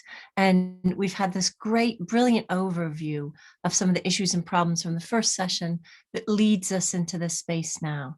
And so I'd like to welcome our first speaker, Alison Oman-Lawi, and she's the director of the Nutrition Division at the World Food Programme. And she is going to speak to us today about leveraging system approaches to improve nutrition outcomes. Alison, thank you so much for joining us. The floor is yours. Great, thank you very much. I am just going to hope that I do this correctly. Share my screen. Okay, now, sorry, I'm failing you guys technologically. It's always my challenge. I'm gonna get there though, I promise. Okay. Okay, this is not what I want to do. I'm very sorry. Oh, don't worry, Alison. Don't worry. I warned everybody that this is not my prompting. I have what I want, but somehow I'm not seeing it the way that I want to see it on my. Oh, that's okay. Just put it up again and then put it into presentation view. Okay, here we go. Put it up. Okay. Let me start the process again. Here we go. Share screen, which should be very straightforward. And then show all windows. Okay. That is not it, is it? This is not what you want to be looking at. This is even worse than I thought I was going to be at this. I have a backup plan though. Other people have my presentation. I'm well famous in my circles. Okay, that's brilliant. No worries, no worries. So go ahead. Rudy, okay, I'm asking now for help, and I'm gonna start talking and just hope that my screen goes up because we over rely on these screens anyway. So I'm gonna ask Rudy if she can please try to get the screen up that I'm trying to find desperately right now, and that somehow is not working for me. So hi everybody, thanks. Sorry about this. Technologically not sound, but hopefully sound as a nutritionist. My name is Alison Oman-Lawi, and I work for the World Food Programme, Director of Nutrition. And what I am wanting to take you through is a little bit how we're thinking about leveraging the system approach to improve nutrition outcomes. Rudy, thank you. You're a lifesaver. I'm going to keep talking. I'm going to turn my video off and have the screen on to make it really clear. So next slide, please. So what we really want to talk about, and we really want to compliment the speakers that have come in before, we want to talk about the fact that we all know that both nutrition goes beyond the SDGs, but very much beyond this narrow SDG of zero hunger. And that we have to start thinking about the fact that nutrition can have a transformational role in not just helping us achieve SDG2, but in fact, helping us achieve all of the different SDGs that we want to focus on. Because fundamentally, good nutrition is a basis of sustainable development. And that's kind of the point that we want to make, and that's the approach that we're taking. Next slide, please. So I think that our speakers already have given us a really good idea of where we are, but let me just say a little bit more, kind of building on what Sandy and Sal have already said. First of all, that pretty much the price of food is going up, and even more importantly, that the number of very poor is increasing. What this slide is talking about is that even before COVID-19, a healthy diet already costs 60% more than a diet that just met essential nutrient requirements, and 5 times as much as diets that actually just meet basic energy, which is the old way we used to value a diet, particularly when you look at things like a relief ration during an emergency. So if you want to have a diet that actually meets the needs of a population, those costs are 5 times more what we often think about. But more importantly, what we want to look at is the fact that for the very poorest in the world right now, we have seen this incredible increase in their inability to afford a basic diet. And we're seeing this across the board in all of the different regions, but particularly here we're zoning in on sub-Saharan Africa, looking at the fact that already before COVID, we saw that a huge proportion of the world of sub-Saharan Africa wasn't able to meet their needs. And that now has gone up, but what's really disturbing is that red bar at the bottom. It's for the very poorest that it's become even more out of reach. Next slide, please. So for WFP and really for, I'm sure, all of the speakers, we've been hearing this, we've been looking at this idea of adopting more of a systems approach to looking at SDG2 and eliminating all forms of malnutrition. I don't expect you to read all of the words on this slide. The key here is just to talk about the fact that more and more, we're understanding that in order to address nutrition, we have to address what our speakers already laid this morning in their presentations. Food systems, social protection systems, and health systems all are potential pathways. And when they're leveraged together, this is our greatest hope of actually being able to address SDG2. This is a key moment. We have a global action plan on wasting. We have Sun 3.0. We saw an amazing scaling up of social protection during the COVID-19 response. So systems thinking means paying attention to the predictable and unpredictable interactions among actors, sectors, disciplines, and the determinants of nutrition. So it's a new way of approaching the analyzing we're doing, the solving, because in the old days, we might have really worked on purely a health system approach, but as we already heard from our previous speaker, that's not always enough. And so we're really looking at how to leverage the systems together. Next slide. So WFP's approach right now is we are doing specific work around each of the systems, which means pulling in a lot of actors that we haven't traditionally worked with. For example, linking the food system and the social protection systems by, first of all, understanding the food system all the way from the producer through the realtor to the consumer, looking at the supply, the environment, and the behavior that all leads to this nutritious, healthy diet. But we're also looking at how those can be leveraged, because when you talk about the food system, and I think if you're like us, you're talking about it all the time with the big food system summit, what we're beginning to understand is there are a lot of different entry points. And that the most important thing in looking at these entry points is how they actually build on one another, so that you're not pitting the sort of producer against the retailer, against the consumer, but you're looking at how these can link in a healthy way all together. What is really key about talking about food systems and social protection systems really is the scope and the scale. We look at the difference of being able to reach, say with WFP, 100 million people with our more traditional approach to assistance, to recognizing that we could reach tenfold that number if we can really do that through a systems approach where governments are in the driver's seat, of course. Next slide. So what are we doing more concretely? Well, one example of this we wanted to talk about is in Ethiopia, where Ethiopia has been looking at a nutrition-sensitive social protection scheme. And I think that what's really key here is that in Ethiopia, you have a government that has very, very much acknowledged that malnutrition is not just a health complication that impacts on an individual, while of course that's important, but that malnutrition, and in particular stunting, has a long-term economic impact on communities and in fact the whole nation.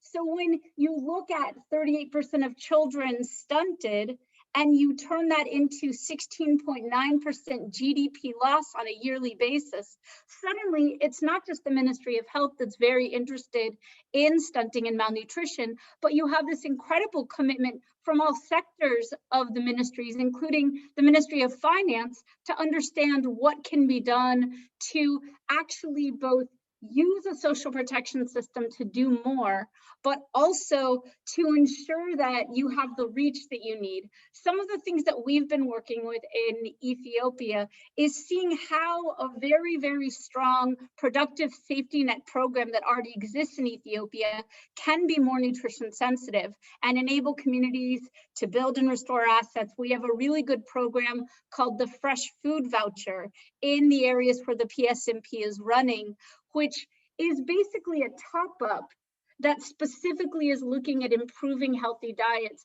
by improving access to animal source proteins, fruits and vegetables for women and children. And we're using an SBCC approach to do that. Next slide. Another example is a nutrition sensitive food system. And we have a really good example of this in Ghana. And what Ghana's been working on is something called an Enhanced Nutrition and Value Chain, an INVAC project. And WFP has been supporting this to work with the government to create this inclusive, resilient, and efficient food system, which delivers safe and nutritious foods. And I think that this is a real key.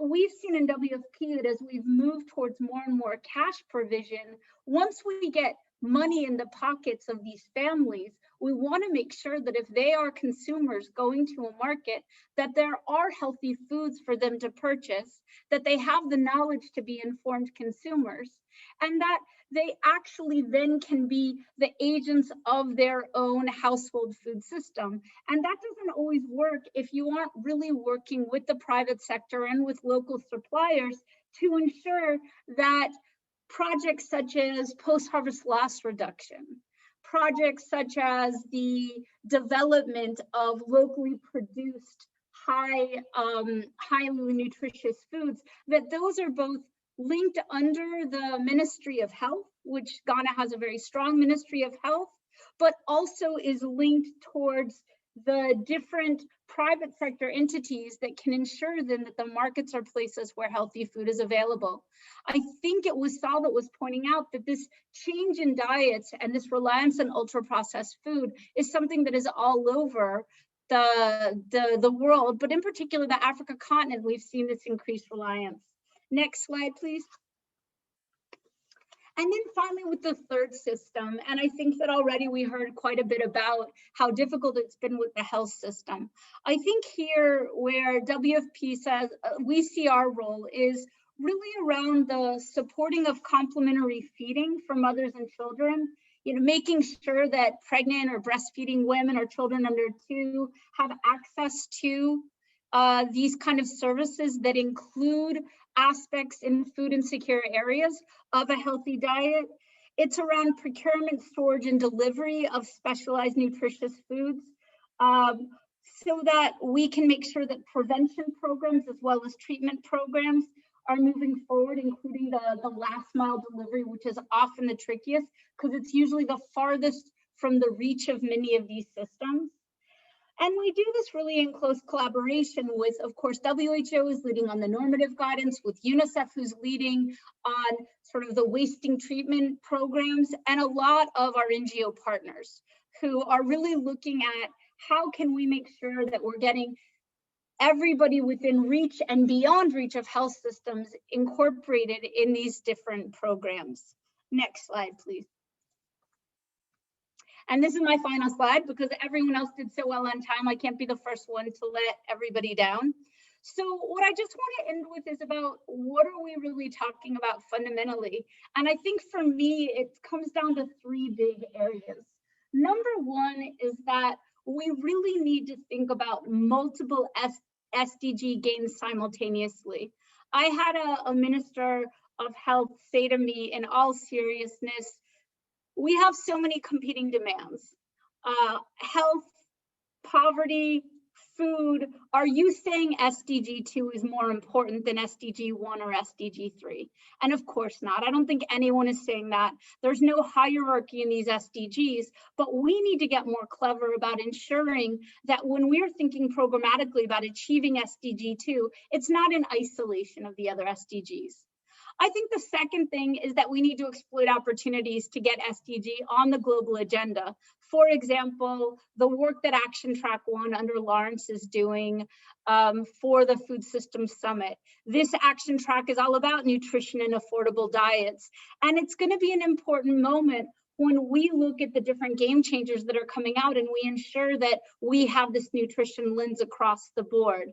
We also have the climate summit this year. There's no reason that a climate summit shouldn't also be thinking about SDG2. And then my final point is about what we heard already. How can we leverage COVID-19 not as the death knell on our 2030 agenda, but rather as an example of the way the world actually can pull together, can recognize the needs of the poorest of the poor, and actually can make some inroads on SDG2. So I'll stop there. Claire, I hope I didn't go over, but thank you for your patience on my slide incompetencies. No, that was brilliant. Thank you so much, Allison. That was absolutely great. Thank you. So I think what we'll do is we'll go on to our next speakers. We'll do similar to the first session. We'll have all our speakers speak, and then we can have we'll take questions from the audience. So please do put your questions in the chat. So our second speaker is Rose Ndolo she's a senior nutrition program advisor at World Vision, and she's going to speak to us today about levers and determinants to accelerate progress for nutrition. Rose, welcome back to LIDC.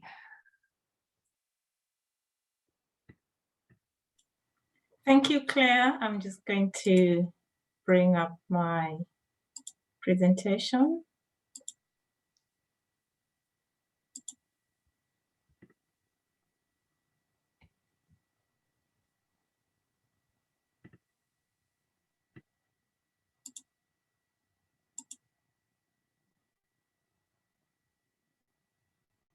It's not coming up. I need to.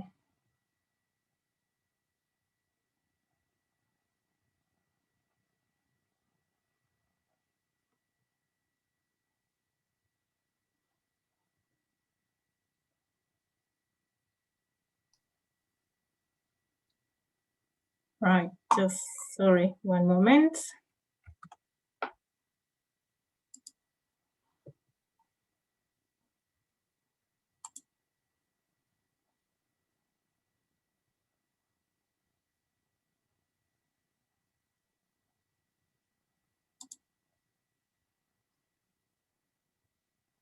Right, as I saw the slide, I'm just going to introduce myself. As Claire said, Rose, and I work with World Vision UK. And for those who don't know World Vision, just to mention that World Vision works in over 90 countries, and for health and nutrition programming, we are present in implementing programs in over 50 countries. So today I'm going to be talking about some levers and determinants, and I'm still trying to sort of my video, sorry about that. Just 1 minute. That's not good. I mean, that's okay, Rose. If you want to just use your that view is fine for us.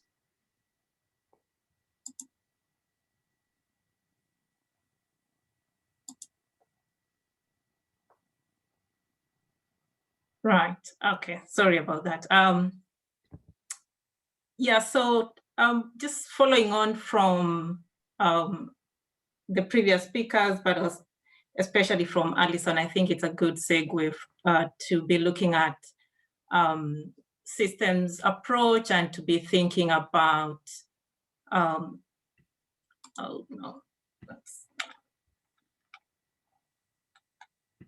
to be thinking about the different determinants or levers that we can focus on to try and accelerate progress towards SDG2. But then a lot of questions are being raised already, especially around the burden of malnutrition pre and post-COVID, around the investments that are needed to end malnutrition, but as well on how long and what it will take to reverse these trends.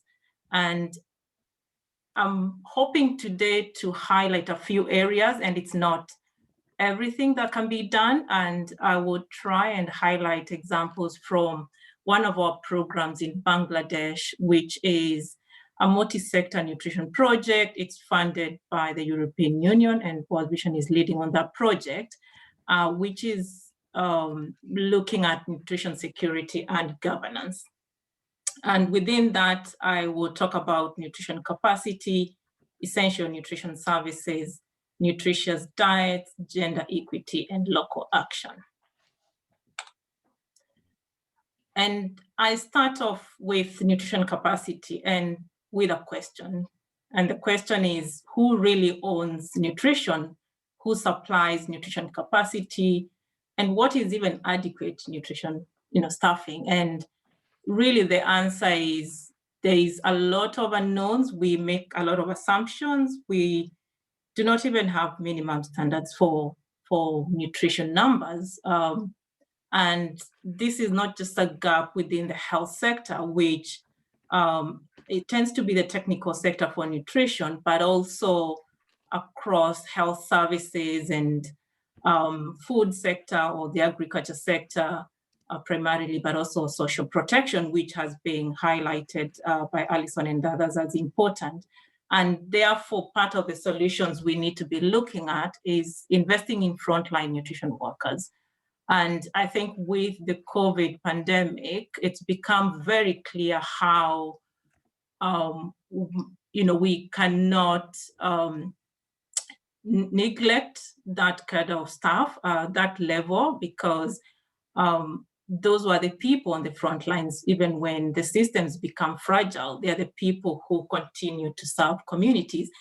But I think one more important thing is even going beyond the frontline nutrition workers at the health facility to even the community. So we need to do more to develop community level nutrition workers. And I don't think you can see the picture quite well because it's on the slide. But that is a group of women. There are 4 of them with a community nutrition promoter in the Bangladesh project. And this is during COVID-19 pandemic. And there are just 4 women in this group receiving complementary feeding nutrition education.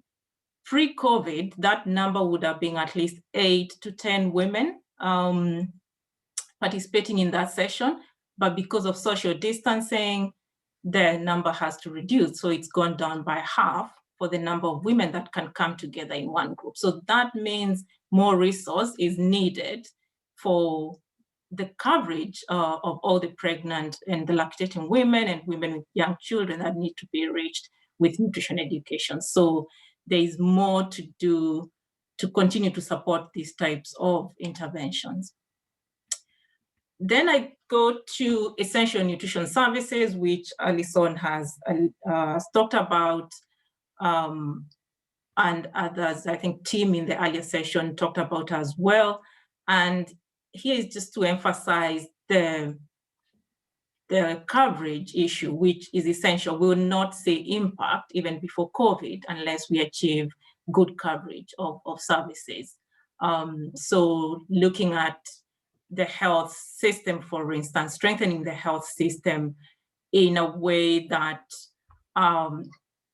women are able to access the services that they should be receiving, micronutrient supplementation for women, supplementation for children, the relevant antenatal care services, etc. But then, as we've mentioned, with face-to-face and group approaches affected, that's at the community level, which is the extension of the health facilities or the clinics, then there needs to be more support towards that. But then we've seen some level of scale up of adopted approaches for COVID-19. So approaches that have been there before, for instance, screening of children for malnutrition using this family MUAC approach, where families are trained to screen their own children at home for malnutrition. that had been happening on a lower scale. A lot more has happened with the pandemic, so that you don't have people external to the family coming to do screening. So those are types of approaches that we can take, the opportunity that COVID has unfortunately presented to us to scale up, but also treatment of acute malnutrition.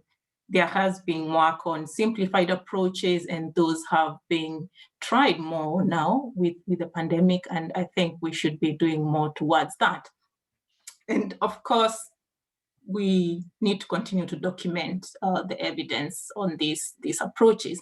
But then if I can just sneak in something small on adolescent services, which it's being quite impacted with school closures. So not to do with the health sector, not to do with the food systems, but actually because of lockdowns and school closures, adolescent services have been affected in some instances because those are delivered through schools in a number of places. And this is something we need to be paying more attention to, although schools have reopened in a lot of places. It's a group it's an important group for breaking the cycle of malnutrition that we need to be looking at. So how we can set up more approaches that are community level, but also even for other services preventing child marriage and teenage pregnancy, which are important. We may not consider them as nutrition direct interventions, but they are important, especially for reducing stunting. And then I come to nutritious diets, and already there has been a lot mentioned on this, so I probably would just be more practical to say, we've observed, the burden that the cost of a healthy diet has on already poor households in the places where we work, including the Bangladesh project. And it's more so for the highly nutritious, high value crops, so perishable fruits and vegetables, but also animal source foods, which will be essential, especially for children. So there is need to do more to support the production of these high value crops. But as well, we are seeing reports that staple crops will not be impacted as much. The production of staple crops will not be affected as much by the pandemic, which, I think the opportunity there is, as nutrition or people interested in nutrition, is how we can promote nutritious staple crops. And there's a lot of work going on in different places, especially with biofortification, but I think that needs to be scaled up. And in the Bangladesh project, they are promoting zinc-rich rice before COVID, and that's going to continue. So I think we need to take the opportunity that, if production of staples is not going to be as impacted as how can we then maximize the production of the healthy ones? And we have already vitamin A's rich sweet potato and iron-rich beans that are promoted around the world. So there is an opportunity and work to do there. And, adding to the production, it's the supply through local markets. So how we support nutrition-sensitive value chains, and I'll come to that in the next slide.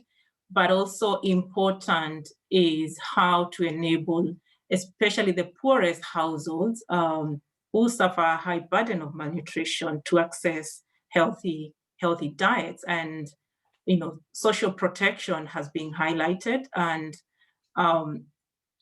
we cannot say enough of how this will be important as incomes get affected. So cash and food vouchers that are nutrition sensitive, that promote the well-being of children, but also that target women, pregnant lactating women individually. And then this brings me to gender equity, which I think it's an area we need to do more if we are to address malnutrition.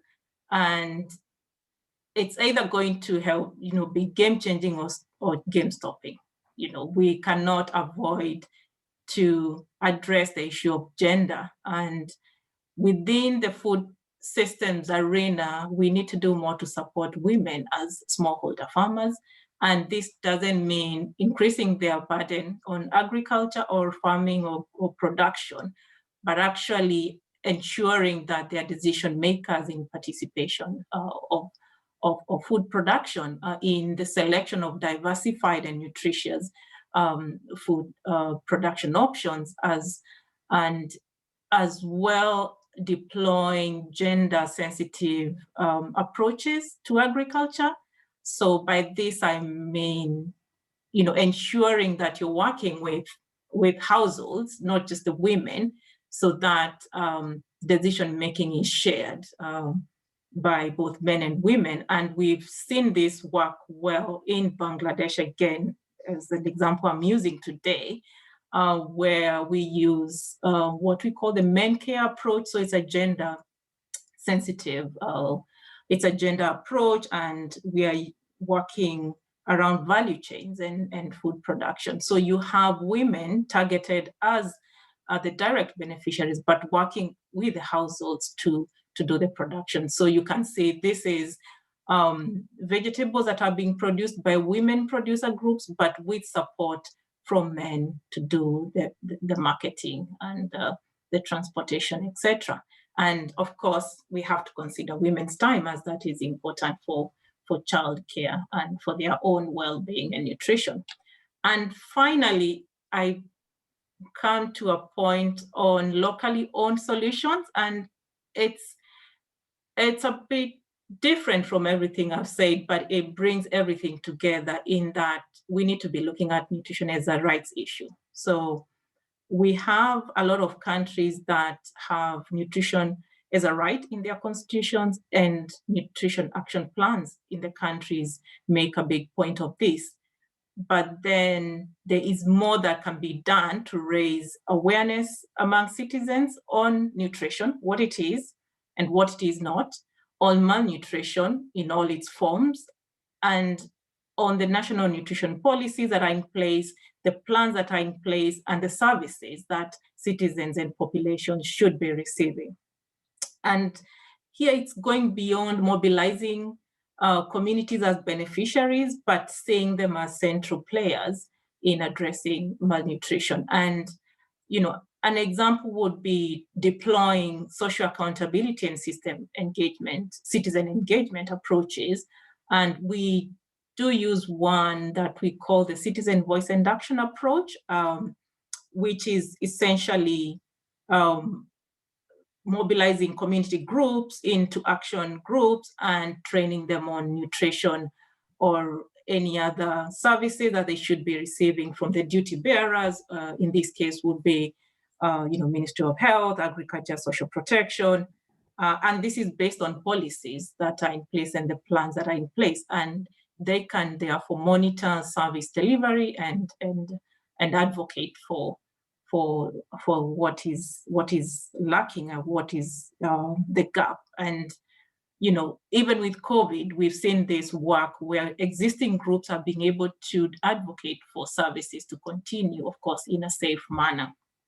And my final slide is just to emphasize what a lot of the previous speakers have said about it's not one thing that will address the issue. It has to be a combination of interventions and approaches.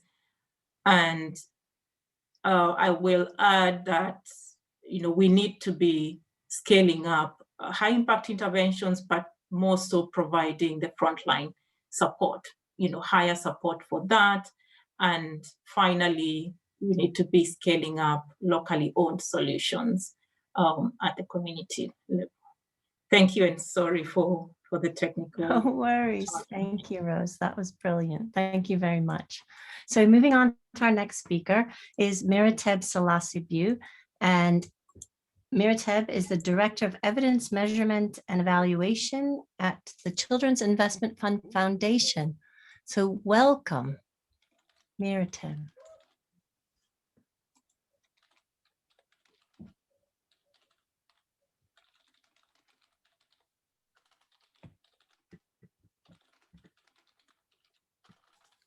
Sorry, trying to unmute myself. Okay, good. Thank you, Claire. I hope you can see my slide. Yeah, trying to make it bigger. Yeah, there we go. So thanks for having me. My name is Miratab. I am the Director for Evidence Measurement and Evaluation at SIF. So we are kind of a group of key people actually who lead relevant work at SIF. So our Chief Impact Officer, Anna Hakobian, and many of you know Sufia Askari as well. So yeah, we prepared these few slides together just to share with you today. So thinking about it, I mean, I don't know why I chose this, putting countries on back on track on SDG2, because I can assure you that I don't have the magic bullets here in the slides, which bring back countries to the SDGs. But anyhow, I will carry on just briefly. Trying to switch off my video so that we can, yeah. So basically, I think we have probably heard already that, it's important to take a pause and acknowledge where we are. Unprecedented effect of COVID on global health, social economy, and politics. So I think many of us have already heard a lot of these things, over 100 million cases at the moment, lots of millions of diseases, school closures, millions of children out of school. And we also know the effect of this, from 6 to 7 million more children being wasted, countries being in recession, the greatest since the greatest depression in the 30s. And we also know, obviously, the effect of this in terms of global narratives, partnerships, and collaborations. So there is globalism perspective versus nationalistic approach, populist governments versus experts' views on everything else. I don't need to mention examples. Inward-looking versus outward-looking policies across countries when we see the landscape, information, fake news, politics, and also government responses, sometimes localized, sometimes national level. Of course, we are in the UK, we must talk about the impact of Brexit. So I think when we think about, putting countries back to SDGs, it's important to take a pause and understand where we are. Yeah, so there are a lot going on, a lot of stuff going on, and a lot of opinions being reflected there as well. So, so in this circumstance, I think just to quote our UNICEF colleagues here, you rarely hear children being the face of the pandemic, but they risk being among its biggest victims, which I thought was very much relevant here to the wasting discussions we are talking about in terms of hunger. So from CIF point of view, from donors, I think so we reflected about this. Obviously, this is what I wanted to share now in terms of what are the critical actions, because I don't want to go into the problems I'm sure you have already discussed in the previous sessions. But what can we do then? Yeah, because we have this ambitious target SDGs to achieve. One of them is ending hunger, but there are others as well. So we think the first step is actually, acknowledging the data, gathering the information, because data is everything, we believe. So the first one is obviously understanding what is happening, how is each service affected, service uptake in terms of nutrition, but also other sectors within each country. It's important to know that and trying to understand what has been the effect of that on the roadmap for the countries to achieve SDGs. So without going into detail, there are some maps, obviously, which were developed pre-COVID, but it's important, we believe it's important to update them based on latest data available at country level.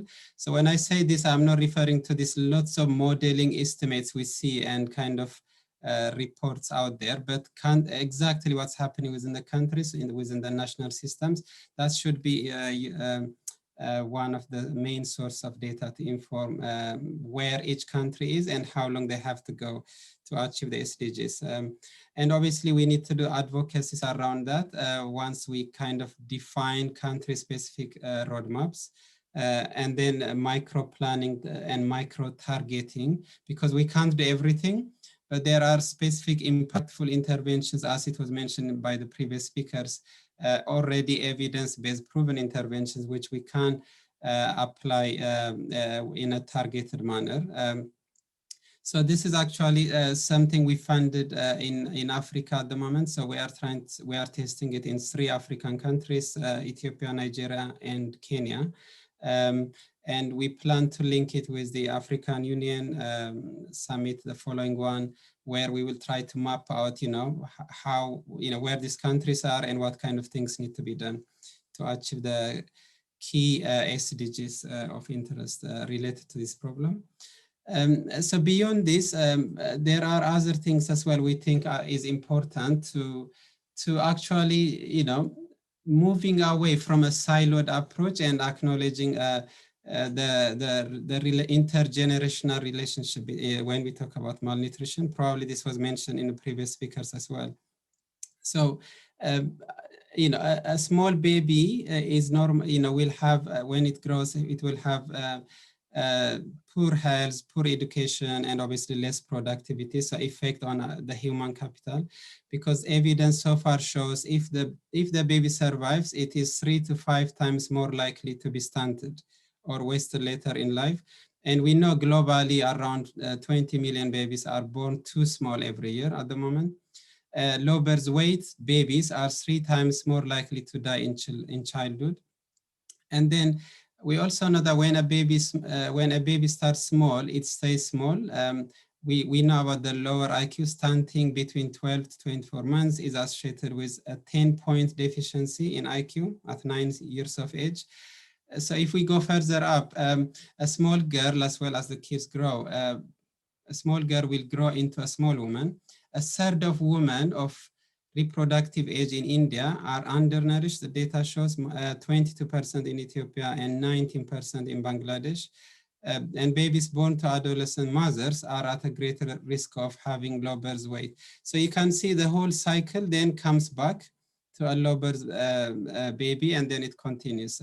So we lose productivity, human capital, and of course, generational effects. So one action we propose looking forward to the SDGs, which we are actively working on, is moving away from siloed sections, looking at only on nutrition or only health or only low birth weight or some early child development and so on. I think holistically focusing on interventions, approaches, and policies that look at all of these things together would be much more impactful, is what we think. And to kind of support this, CIF actually funded a lot of experts, global leaders in this field, where they try to bring the low birth weight, small gestational age, and also preterm together. And it's called now Vulnerable Newborn. So we are actually, we funded this Lancet series, which is hopefully coming up by the end of this year.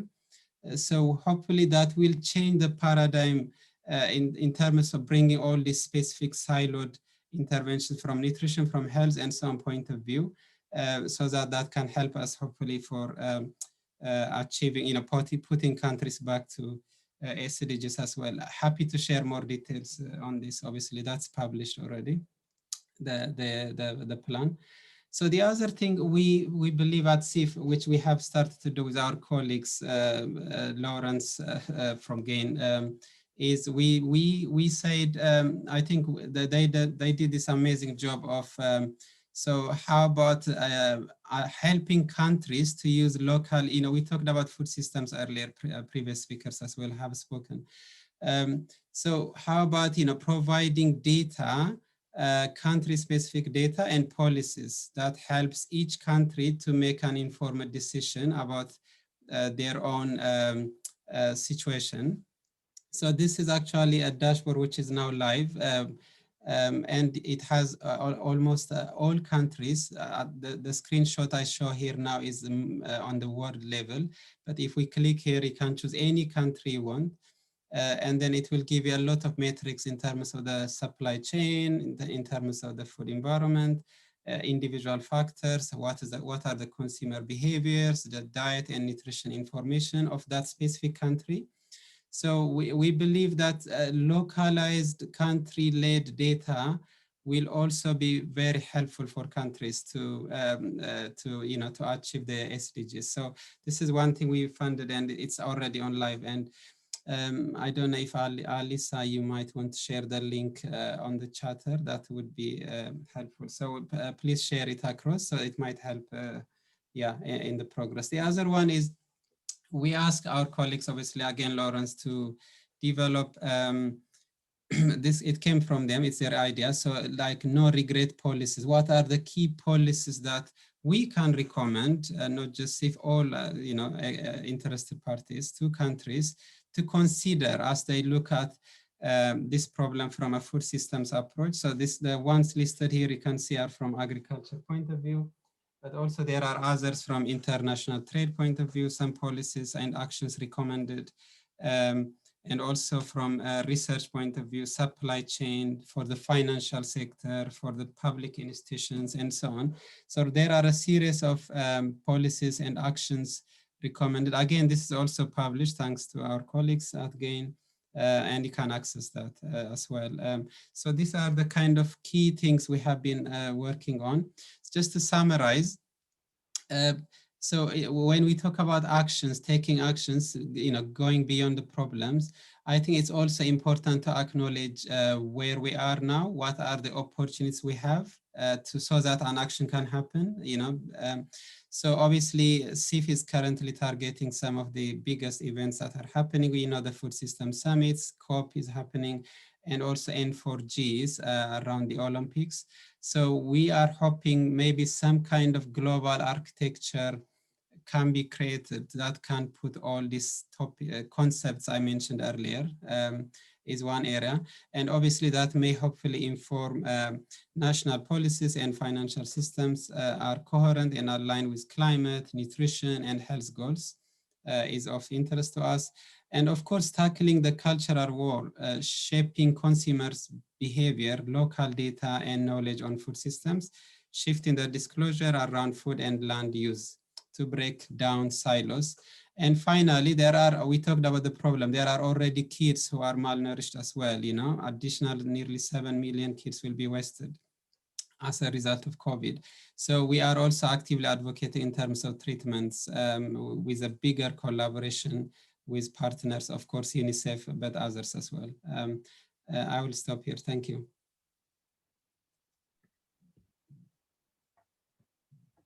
Miriam, thank you very much for that. So moving on to our final speaker is Paul Noonan, and he's the director of SDG2 Advocacy Hub, and he's going to speak to us today about Good Food for All, championing an integrated SDG2 agenda. Welcome, Paul. Thank you for joining us. Thank you. It's great to be with you. Just get these slides working. Okay. Perfect. Thank you. Well, it's great to be with you today, and I really am glad to see this event around saving SDG2. I think it's absolutely critical, and really with the idea of moving from innovation to action. As we know, there's significant challenges to get SDG2 back on track. And I think many of the speakers have presented some incredibly insightful avenues for us to be looking at. What I want to do today is to talk a little bit about how do we champion this integrated connection that also connects to the broader SDGs.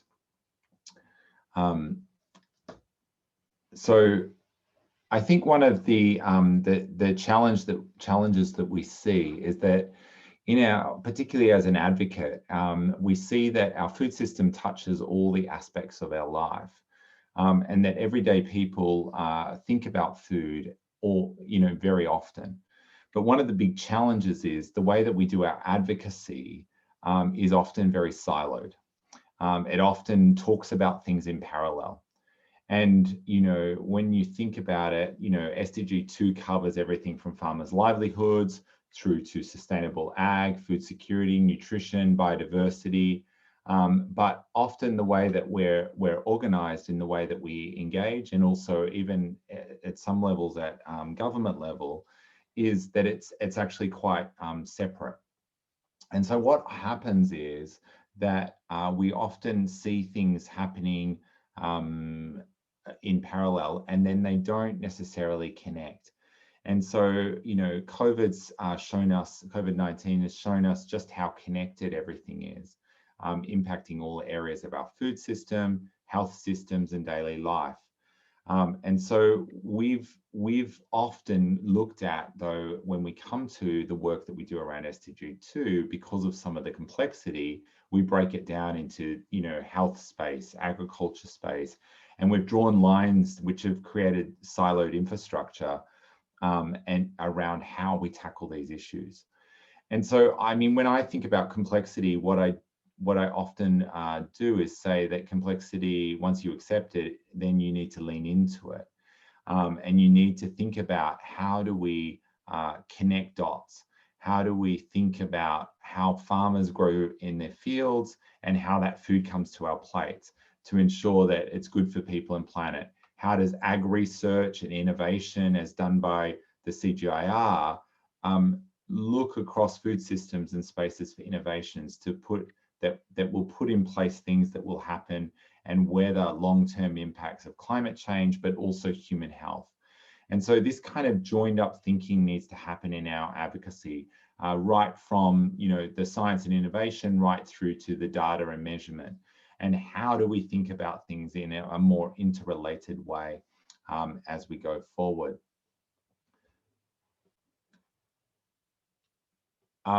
You know, in this technical language that we talk about, it's, you know, very hard sometimes for it to be digestible. It's very hard for it to be accessible because of the technical nature.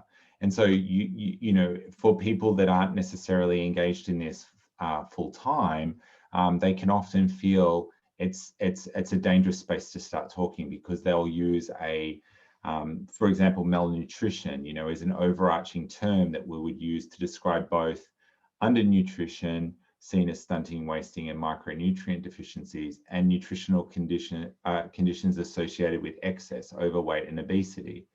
However, the framing of malnutrition in these two subcategories is structured the way we see multiple forms of malnutrition, as separate, unrelated nutrition issues, and guided the way that we treat these conditions also in isolation. So, you know, some of this bombarding people with language and statistics for stunting, wasting, underweight, acute hunger, chronic hunger, famine, it can be quite challenging, and it can also be quite confusing for the general public. And I would also argue for some of our policymakers who are looking at a higher level, at political decisions, to understand what's going on at the policy level. And how to kind of get into some of the detail. And so I think one of the things we need to do is we need to create a narrative that's open and accessible and useful to everyone, from farmers to finance ministers. We need to bring some emotion back into the conversations about some of these issues, because food is something that's so connected to our culture. It's connected to families, to religion, all different elements of life. And it's one thing that connects us all. And so how that impacts how we grow food, what the food does for our body, how that gives us the nutrition that we need, is absolutely critical. And so I think we need to really think about a couple of things.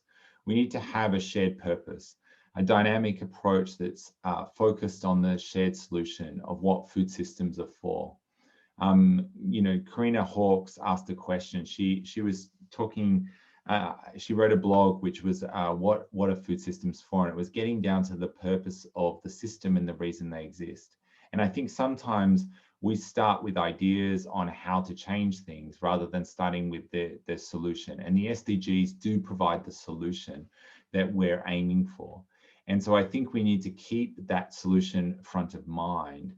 And then we need to be thinking, if we're trying to feed the world, to work through how we nourish people, it also means we have to think about how we eat well, how we nourish the the billions who labor in the food system.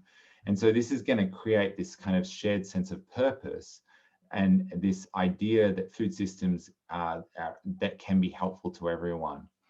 I also think one of the things we need to really think about is that we bring in disruptive actors who don't traditionally get a seat at the table thinking about policy, people that are involved at the front line, whether that be farmers. We do a lot of work with chefs and chefs connecting what farmers grow right through to how people eat.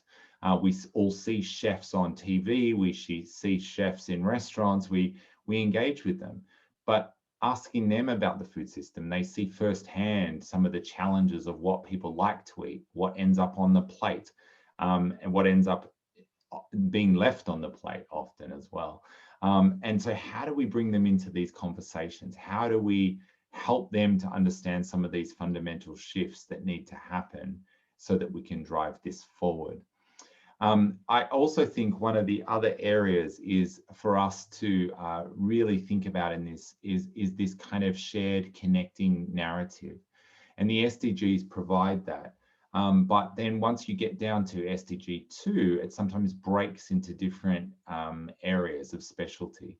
And so I think we do need to come back to that, you know, looking at all the 17 goals as was brought up earlier, as a framework for achieving SDG2, but also SDG2 helping us to engage with all of the goals. And so as part of this, one of the things we've done is worked with a number of partners across private sector, UN, civil society to develop an agenda, a narrative that helps to connect the dots. And I want to close just hopefully showing a video, and hopefully the technology works well, that just highlights a slightly different approach to how we've tried to create some shared purpose and tried to connect some of the different issues in the development agenda across the SDGs to this idea of food and the core of SDG2. So I'm just going to try and play that now.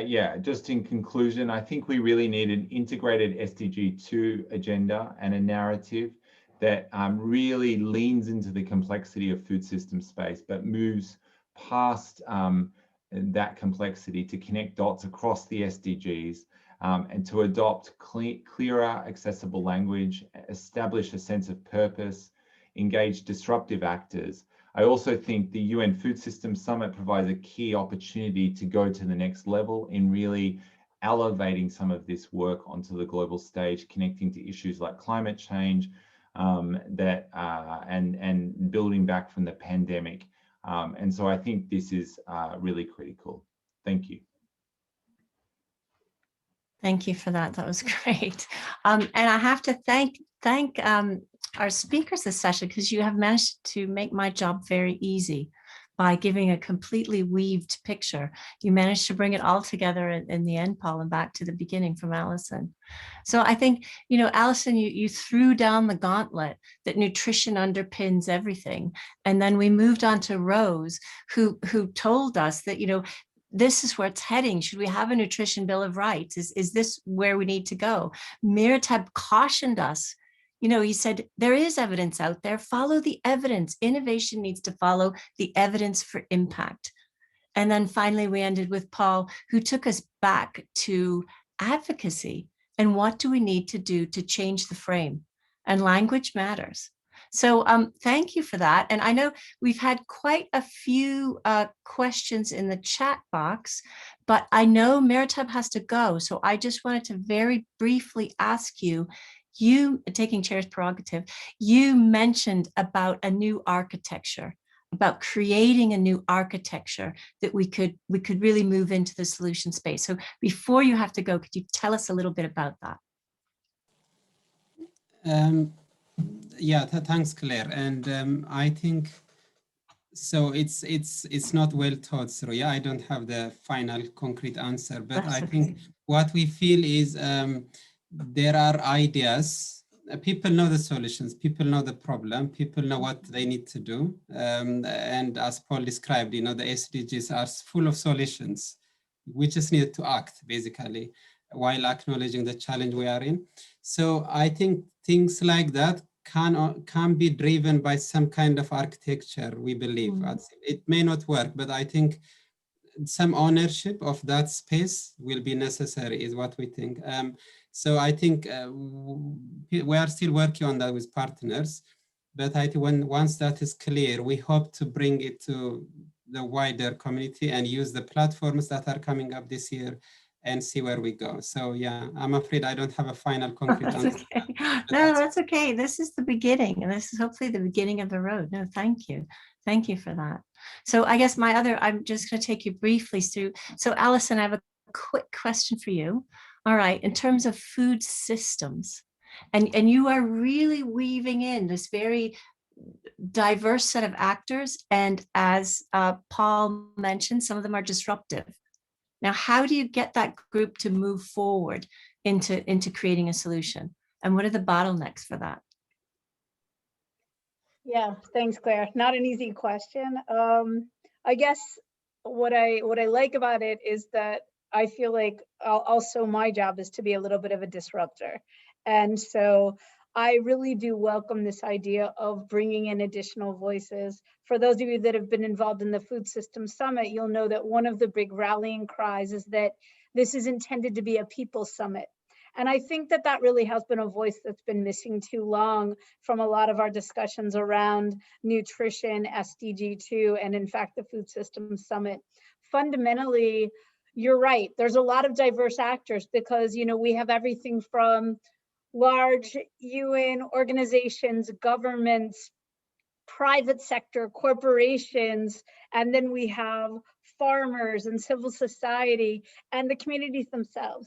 And my feeling is that one of the things that we need to understand a bit more is that a lot of the solutions that people are looking at a local scale and make sense for their context are things that we can get behind and that we need to be willing to disrupt. I really liked what Paul said. I'm going to use that this idea of that not be afraid of the complexity, but lean into the complexity, because it really is in the complexity that we recognize that there's no one way to do something. If you've been working in nutrition as long as I have, we've a little bit failed and we are recognizing the need to do so much more. And maybe what we need to do is things in a little bit of a different way. And for us in WFP, this systems approach is disruptive because it's suddenly asking these other systems to play their part. Don't put this all on the back of the health system. And as we saw during COVID, we can't put it on the back of a health system. So I think that I would just answer Claire that bring on the disruption, bring on the voices, because that's really going to lead us to better solution-oriented programming. Okay, great. Thank you. And now a very quick question for Rose. Now, Rose, you took us right down to the community level, right down, but we've had these community-based programs for decades. How do we ensure that there's change, that they're sustainable, that we can properly resource them, that training can happen? Like, some of these questions have been the same kind of ones. So tell me your thoughts on that and how we can turn this into a nutrition bill of rights. Yeah, no, thanks, Claire. And that's a difficult one because, as Alison has said, we've in the nutrition world done things the same way for a long time. But I think what needs to happen is, taking what has shown to work in a context at a small scale and trying to elevate that within a system. So be it health system or agriculture system or social protection. I think we need to be bold enough to say we can try things that are being tried at scale, but also try and elevate things that are working very well in specific contexts. Because I think what's quite clear is there's no one global solution to malnutrition.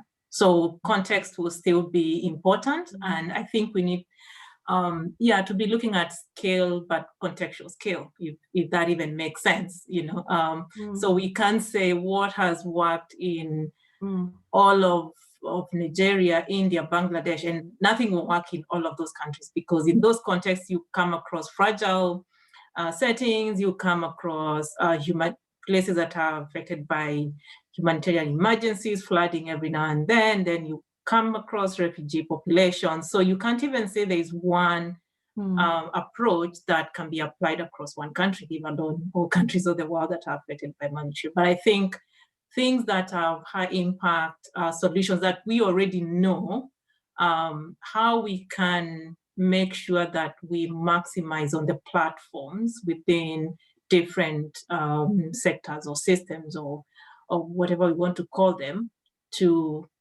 make the change happen. So if it is a school system that's going to give us a success for iron folate supplementation for adolescent girls, what's stopping us from maximizing that? It's just an example. I'm not saying it's the only thing. It's just a question.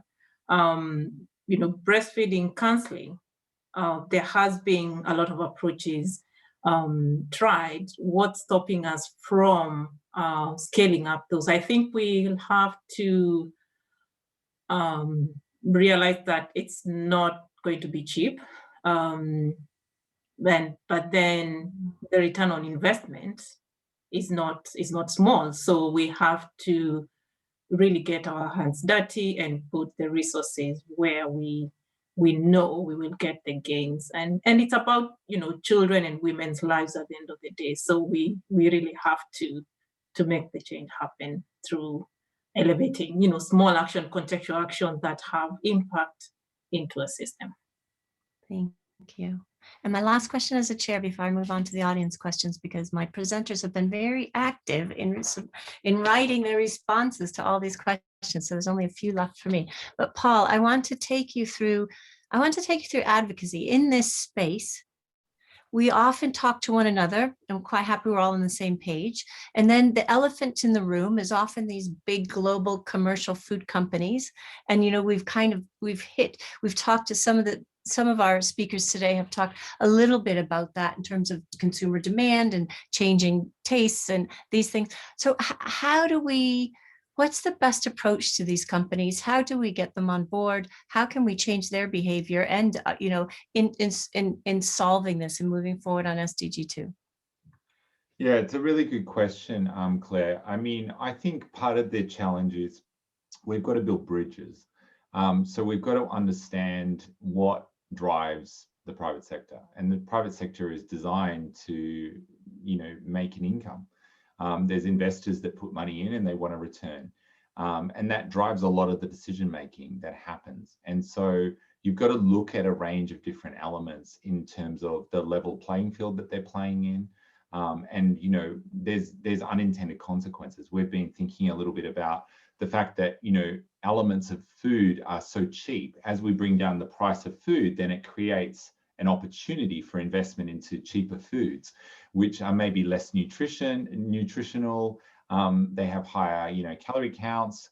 And so they become then the key ingredient of choice in certain products because there's a higher return on investment. It's simple business.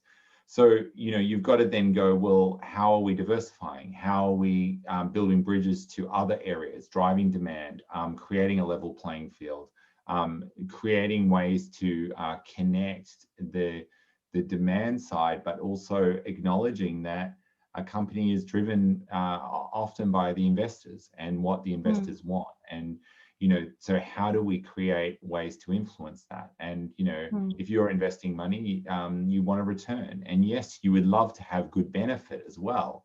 But the question is, how do you do that? And so sometimes these things get disconnected.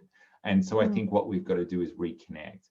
And so I'm a big believer on engagement. I believe that it's about building bridges and engaging and seeking to understand, looking at the complexity, absolutely, calling it out with courage and in confidence, but and challenging people, challenging them to deal with those problems and move through them rather than just stop at them. And so I think that's really critical as we think about it. You know, as we look at the food system, there is, you know, a lot of inequity, but there is a lot of big food companies that do have the reach, they do have the infrastructure, and they are, you know, keen to change. Ultimately, no one sets out wanting to harm people. I don't believe. I'm a big believer that people really don't set out to go, how do we harm people? They find themselves in that situation through a range of small choices that happen over time. A range of things sometimes outside their control. And so how do you help think about that? And so I'm a big believer in kind of building bridges, helping understand first, and then trying to find ways to drive solutions forward. Thank you. So we have a couple of very quick audience questions. The first is from Claire Hanbury, and Claire works for Children for Health. And she's asking the panel, how do we better engage adolescents and children in this debate and leveraging their impact on the families that they live with?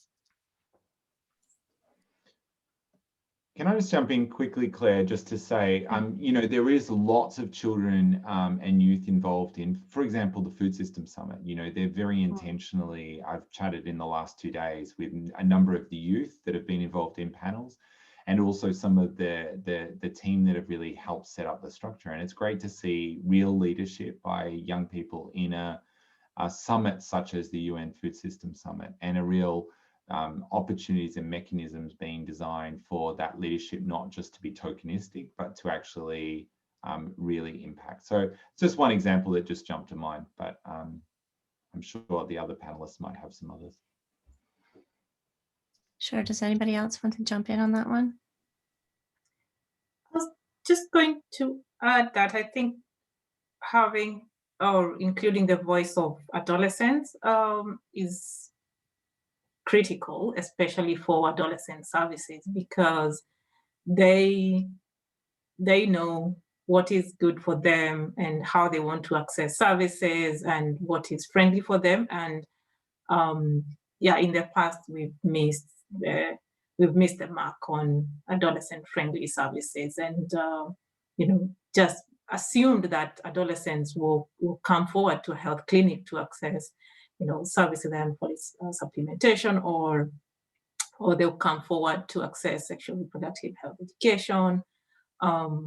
Yeah, so I think and there is work already happening, you know, ensuring that adolescents inform programming and interventions that target them. You know, so you will uncover what they need as platforms, where they can be accessed, what languages is even they identify with, what, you know, they're on social media, they're not going to be meeting as mothers do in a group session all the time, etc. So I think, yeah, consultation with them as we design services with them. Great, thank you. And this is the final question, and this is the most controversial, and this is from John Gibb. And John is asking us, I'm gonna rephrase this slightly, John. John is asking us to talk about really tokenism and commitment of all parties across these SDGs.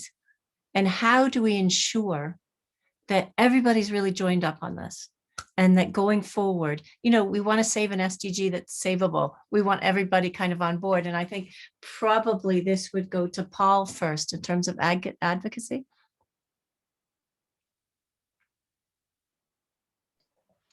Yeah, look, it is challenging, and it is challenging. It's a very key question to ask. I would say if you actually look at some of the numbers, there has been success. There has been success in certain parts of the world. The challenge is there's a lot of unintended consequences as well.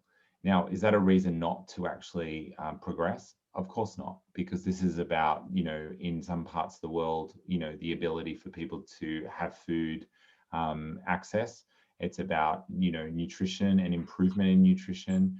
And so if you look at it, it's very challenging. And so I would say, look, I think it is this joined up nature. And I'd say it depends on the countries, but hunger and malnutrition and agriculture, all of these issues are actually starting to come to the fore. And that's because people are seeing there's a real direct relationship, you know, and COVID-19 has exposed some of that between how our food system is impacting our health, how our food system is impacting our planetary space.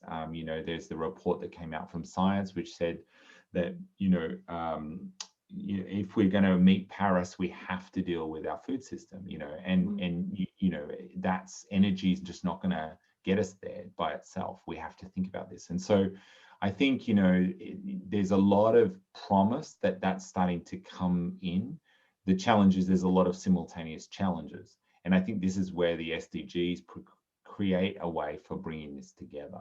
And so I would say, yes, it is true, but I think we need to deal with the policy landscape, you know, taking innovations, creating policies that line up, but also the political space. And I think sometimes we've forgotten about the politics, and we've forgotten about the popularism, you know, the elements that are impacting our society now. And we've not necessarily engaged our advocacy in the same way. So we need to really, you know, be fit for purpose, and we need to adapt. And I think that's there is places where that's happening, but it also, you know, we need to move faster and we need to lean in. Okay, thank you. And I'm going to give Alison the final word on this one.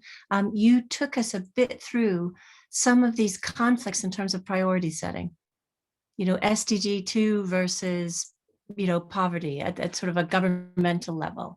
So do you want to take us a bit further for the final word? Because I know we're a bit over time here. Yeah, sure. I mean, I think just building on what Paul's already said, at least from, I can only speak from my perspective. I'm absolutely not speaking on behalf of the UN, but certainly from a World Food Program perspective, I mean, we have really had done a 180 over sort of the last decade. And the idea is that these are very much country-led, country-driven, country-run. When the SDGs came out, they might have felt like this top-down principle, but fundamentally the nationalization of the SDGs, where a country got to choose sort of what its indicators were, what its own milestones were, what the measurements are. And we see our role entirely is to support the government-led agenda in nutrition, in food security, in agriculture.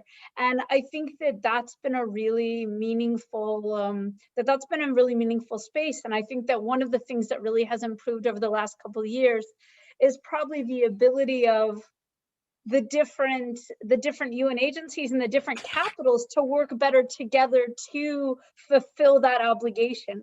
But without question, the countries are at the center of this. And then I think, as was pointed out very rightly, go down from the countries into the communities, and go down from the countries to the families, and then the individual members of those households. So I think that really the idea now is that these are not foreign concepts. These are very much owned. And I think that the Sun 3.0, which I've been working on quite a bit, I'm on the XCOM for that. And what is unfailingly said is that the new strategy for scaling up nutrition is about country ownership, country leadership, country prioritization. And I really do believe that more and more that is becoming the way that we're working. And frankly, it's the only way to work, because this is what we're talking about. We're talking about different countries being able to determine how they want to interact with these SDGs. And our role is to support and help make that happen.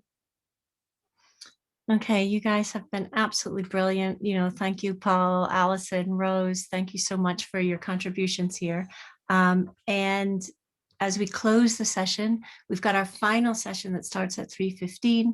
And again, Francesca is going to put the link in the chat. And so I hope you'll join us for this interactive workshop piece of the program in terms of really drilling down to the solution space and what that looks like. So thank you very much. Session 2 presenters, you've been absolutely brilliant, and you've led us beautifully into the final session of the day. So thank you. Thanks very much. Thank you, Claire, for having us. Thank you. Thanks. Bye. Thank you. Bye now. Great to be with you.